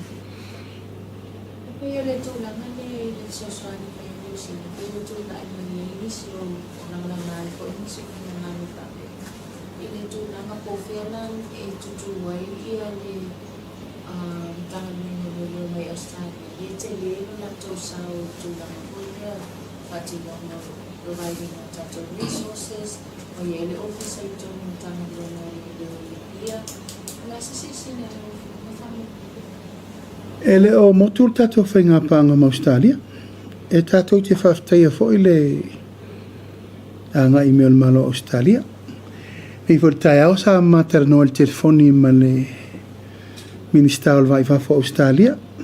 Io e Honourable Penny sa mātara no nei. Ia ma fa malo mai fo i tauru mango me uma ma o fa tai fo il tato whainga pa te le sa Australia in the resources and covering ai le o afia la to tulangole administration ma me uma tau tula fono ma me va pena o le la to na to restriction na mana na o ai la to if so ni mai la to tulango me uma la va tau so ni me faitino ma me uma tanga luenga o New Zealand sa tato anga i fo i tulanga i fa tulanga no la to la fono ma pe no vai atu o New Zealand sa vai tato a tato woro la ko loke le ngo fale o tato tu la fono fa vai leo it's New Zealand and that's why we decided e ta te ope ia New Zealand langa o whainga whaavai a New Zealand na fua nga i ei whainga whaavai an ta pena il tato o mtanga luengo lelo Australia leo motu ai whaau lava i vai kere o ngi mau ka vale ki nganga la vele ve i kere leo wau av ka vale ala lava a lofa mai Australia tele whala ve lave tele ta vale lave vea ai sea ele whaingo whirunga luenga leo leo a ve vea turi ta vale ia tele me a fia i fo ila tuta ala so ni mai lava ia Australia Tam tau ko mo ni no fiona ia on yesa na ko fo ilo so na me teni te va fita o ni tan lo fe na ni tan ni no se fo na ni on vai asa ni ni sa mai fo ilo ko was wa si o ki ni ya tu ia ele na tai o ya se tu na ni ti to ki se ni tan e lua tato masingi o ke sene fōua. Leanga o lana le mafu angole leanga. E leo sa fita uri fōu pere ono whai atu. E leo mo ele leile minsta so i fō maroroina. O ngā luenga fōi le tapena. E le tapena overnight. Te le yor te muleta tara no e lesi se fōru tausanga fatulanga il tato health system again and again. Ere atoa se furu mon tupu tausanga il tato falma ilaita lan mela wai toa leanga ele ai se maintenance plan le fatulanga na se monitoring plan masini e o mai le so ele ai se tato MRI o iei tato siri scanner ala taunuma a masini e lua. A masini e whaile diagnosis ta tangata. Te alaturo al whalmai. E mauru masini ia. Ma wa umal menga ke mai. Kong whiki roe. Ai umangi nga maul me ke mai. E reki vai lao. O leo kanga vai lao. E re whape o kalonge ka iongo whiku masinga o whakakikia o kai kampangi. E mai vai lao mamuri maito. O le system na leo whatulanga le temine. Ia matua i whatulanga le leile au withi. Ina ia ngafa tau li maina. Ile leva na maliu le si o ka seni ntanwa nafi. And I spent the time at the ICU no over aia ina le talo fai. Talo fai le ngā lue na itamai taifo maila iai te peto, dua peto todo. Run through 24 hours. Male ese lo tarisa payar ngā lue ngā tamai taifo mai. You know, la uva ai ma la tilo ma le whaati nongo na ngā luenga peita e le ola pini masini tangata. Una lava le teimi malolo ai, ma lava le teimi reserve ai, ma lava le teimi to e whaatulanga i lesi teimi, lesi sifi. Al mai taula iei, la lava sioki fō ma. Whio lolo tātou teine tau si mai, e varu se lau teine tau si mai la service inga le tunu. Tātou fō mai, ina se lau mon tupu lau tātou ma, la va whewhena server nei se lau mon tupu. O le loma nei le talanoanga ma le medical council, ma fō mai mai sa moa, me talanoa, o le ar me le tupu. O le atonu me le tupu. Wana o le ngase o le atunu, ma la ui fafo, tele tātou tupelu, what are we doing? O le tātou me le taun whai te mini. E le lei le motu o le pā ua iloa, ai a mata lono tāru sanga i atunu mamao, e maini fō mai e sosan. E le whaintā, e whaintātau sanga ia Intia, Saina, New Zealand, whailava. We need, that's urgently need.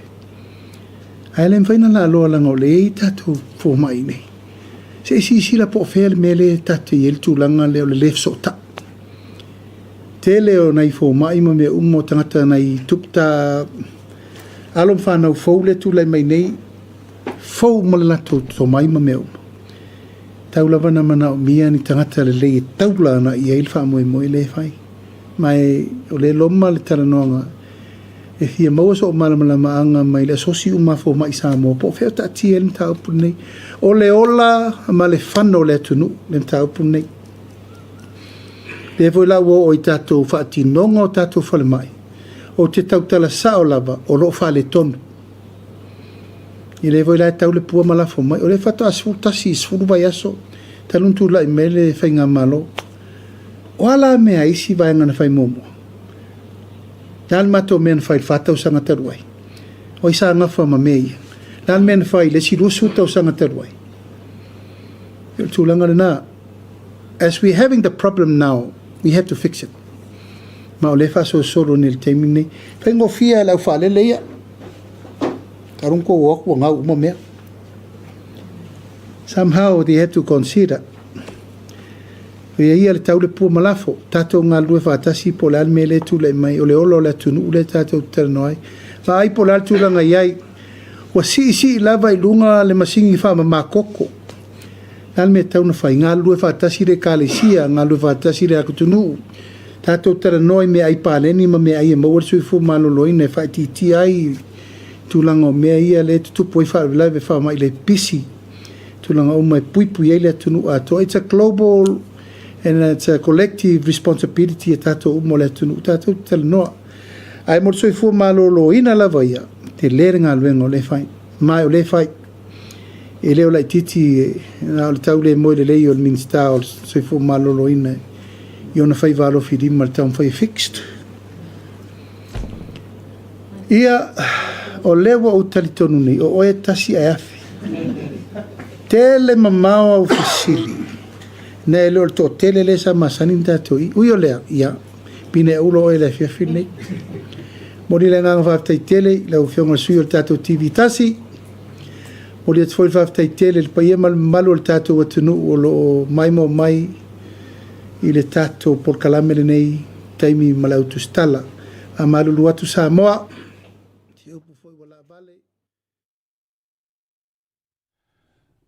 Ia o se vaega le nā o le press conference po le taimi o le fioga le Palmia ia matustala.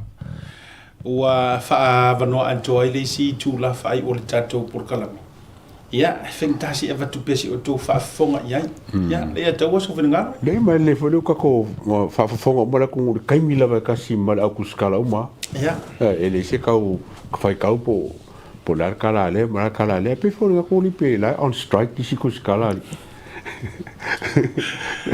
mo pena kwa la mo pena kwa mo kwa mo si pe ti me ma di ya wa o mai lo wa te tau lai o le foi no vai to mai lunga il fai lo anisi o media Samoa le taimi le ma le fionga le Palmia o te le te tonu fo ile o fai lo ya ila to walanga o le tele lava was for really ia e pe tailanga o le aso lava le sa sau e mel pa inga na tona ia tu man tualanga o aso lulu lava o le kapeneta so normally ia mai al kapeneta on fai lolo le temi male Palmia ina ia oto mai ni vaenga fo ie o la ua ia po la lava e ka okora fa oi e ku uma me pelang ngalo ka fonga fa pe ngofo nga o pick up comme kila fa taile suyo le TV1 Maria foi o tau whiringano, mara tau whaafongantu, awa o le tate whaitau watu te lea o tau na watu ia whesiri ia ngisi mangisi. Ia o ila o le a whesiri pe a whapeanga o le tau itai tustala lava a le media a le TV1 ditui whaneni. Ia la sa whai, ia la ua o tau whaafongatu la ia. La e ua ave ia i el Palmia pinge au lorgi. O le TV1 for in US, Lai TV1, TV lea TV kasi. Wa ina le e whengaruenga ia le tamaita ia sorry ia saola. O ia la fōringa mai na paulo le wala ngai lo ia sesi o te lole o le poeata risi tangata nei au tafa. Na paua le vai sua ma te whasua toi nisio minute wa umare tātou taimi. Na paua na vahenga le a taua whaitionga mua o te avatua. Ai o tele lopo ai tonu ta oto ai a faifo e ka okokongu i le media ale malo. E le wala nga te tauna faifa le leini fa le o tele leo. Nga leanga mai la mkanga leanga fa peor kai momu ai kau ba ai. Se kau io e. Leanga kele ia Mike ma kau le lolonga ia fesili ma le ia Palmia. La o ke Palmia. A fesili la kuskala sole. Mana tua mai, mo le sila fia. Ono o le whaasara lau tasi lungo le page ale malo, government page. So ia te au foi la ia, o se vaenga i te eala ngā te tau, ona tā pena ia i le ono whaaruru i le media le malo. E ka kauanga i eisinga Mike foi le awa a whai tau te whina ngalo e iroa umai Samoa. I so se akungu. ia o te taula ona fai se fuafuanga ia mangingo le ia le au fai fesili mai a fa longo mai se ko fa pe kwa langa kele quality o ka ko fa sala sa le le media malo no wingo ona nai ka ona nai o le do la fioga nai pele o fautuanga pele o se vai nga sisilane pa fela o to ai le pandemia ia sunga la audio mali to o fa ya au ta ya ia le fast sa mangingo ia wa foi nga lasa fa nga lava le system lava ia foi le fast le masani na fa nga ia la to road show matulang fa pena ora mangingo yo fisibi wala nga ia tanga tai pasi solo le mic ia le uka ko ku malo o le mekele mare kaunga more professional ia le tau fiu fa longo tu le tele o niso fa fisibi a mesa pa to tele o to la tu stala na se va tu fa fautuanga ia ile tu langa ok lor kele o moku skala le kumur fam singonga pa la ya lor kamingi ia kusa a le fo fa te mic fo le pasia ka ka la fa fisibi ia ole tulanga na o le afoi fata o tuni si vai ngo fasili wai ia fa kai le ko fingi fo isa mo elan tam fainga ma fasili ia ese sia media mara to fa fasili ai foi na fasili o le mate no fo mama wa atonu ole asu esa o se tatu wa vanoa wala ngole atu wa vanoa I to inga informations nei au mai sa o le media malo ia ona fa alu roli lungo tatu por kalami peita e isi fasili le ko sin manga ye ko fo isi fasili ese mai I fasili fo sa mo la to ia ai tetrunga ia se mo fo ila le tanga nga pisil par me au te lo la tang festa tu so te inga ia langa isi fasili ma tu langa le te tauna mo le sila fia ma le follow up ila tu mo sin ka ko afai kula so nga afai kula ma ike ia le na tonu lava te lo tele media la e matua fa lo o matalinga tai o ile taua ile famsingonga le kai o le ko ia man tu fela ngo si famsingonga lo ponsa ka si fo okay tata wa fe mai famurianga le so soifua lo tata wa fa nau le la batu le fia fire nei talo fai ia fa malia wa tu ai ono le tau su engole au le pipa po le ase va pa wa na nga mana ia ali eto te lo fa tele le ka fa so ia ka ia ke le press conference le ka tau ma fe mai so fu ma so fa nau atonga lo sum le fitu tu sanga ole tali ia Alvin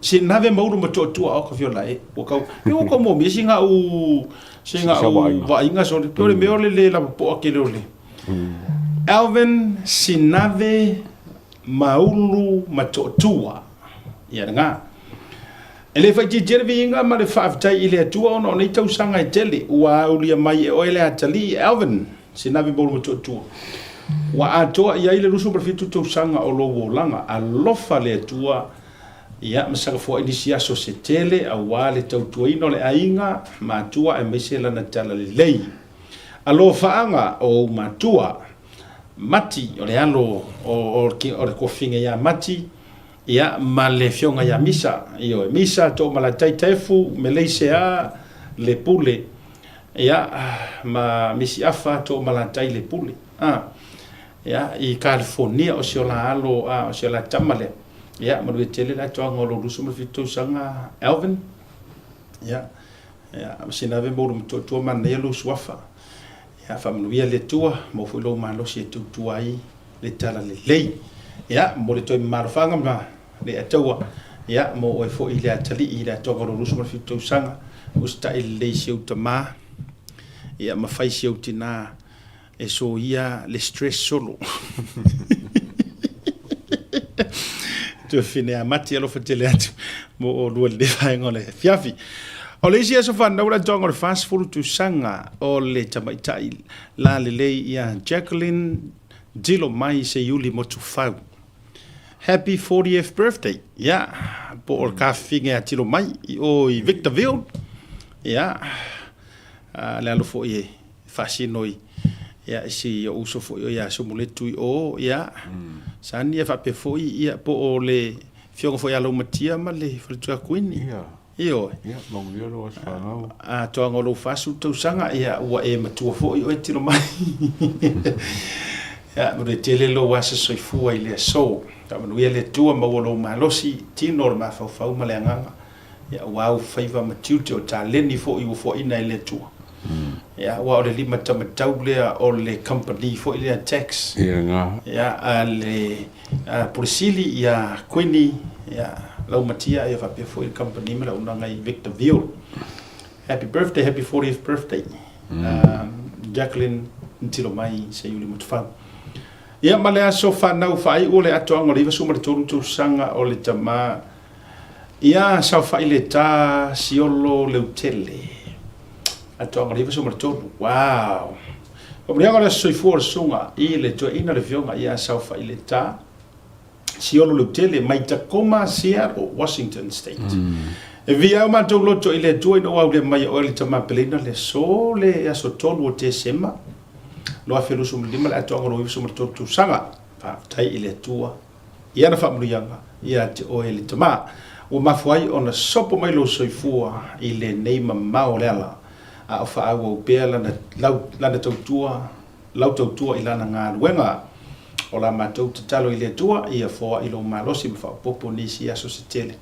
E tautua ai pēr i ngā luenga le tua me si o lo ainga. Lo whaanga mai lo ainga atoa. Malava i Washington e mai se lau e kalesia so fitu o le toe fio mai i Southside. Muru e tele le iwa so mara tolu tausanga o le tama. Ia, te lopa una o tātou waso soifua mara whaasirisilanga lea tu natu mai le tātou whaasirisilanga a suli moni o le tina ia tau menu mau po mau tanu nā manono i velima e tai pia iere mamalu sa moyo pa ia le popo mo mamalu sa wao wai whainga tā o pa ia le vea mo mamalu le to sea. Ai whaasino tonu se whamatalanga i suri uma o e na soifua mai i le tina ia tau menu mau po mau si le fiai. O le fianga o tanu nā manono mwai lima o loo pa au malala i so o seitu o le kelope whapea. E pai ona i ufo e unga whanoina i whono e lua umawai o le a whaia le isi tātou talanoanga i le aso to anai aso ono te semaro ngora stone nei le tūlai lua i le awauli i le tasi pā lua tasi whā Great South Road o Tāhuhu, New Zealand. Matau putau ave o le talanoina ma le sa i lia lea o se tasi e tausialo tātou. I tūtino le soa wha atoa mawhoi polu i tanu ngā manono. Mo le sirafia e le ipare lava ro tātou tino i le sao whainga a le nofo swafa. Po o le tau pulenga o me whai le ainga potopoto. Ma o le a lea vea lo le awai mai e tau fia pe sui ai se whaiunga o le atasi pe mafuri ei whingalo ro tātou ainga po le aus whono. O mai sau taunga o le awa uli, mo nisi whamatalanga whaafisota i mai le telefoni o lua o whātoru tolu whātasi valu. Sainia, mafa vatau suli o mau fuatanga. Fotino alo yafi le roba yava suli o palayali i Farani. Kuveve tua sa seve suli o mere sa seve. Tu puola aratina suli o lotoa po lotoa a kuoi. Simi chikam suli o simi chikam. Koroseta manase suli o tolu o manase. Ia whawhetai. Ia, ke roa o kako o le tātou whaasisilaga rena. Ia, me se foi o le tātou porkalamere na levanga o le whiawhire e tau eisi mai. Aro, le, wa, ka o ilo ka pungi. Nanga le ua. Ia, haftai tele foi sa moa sia le tātou porkalame. Levanga o le whiawhi. Tātou whiro ila soa tai au. Toanga o nisi fo o tātou mta upu tulutulu mtai. Ama le whiawhi sia table e taua. Whātou. Soi fō mi manu.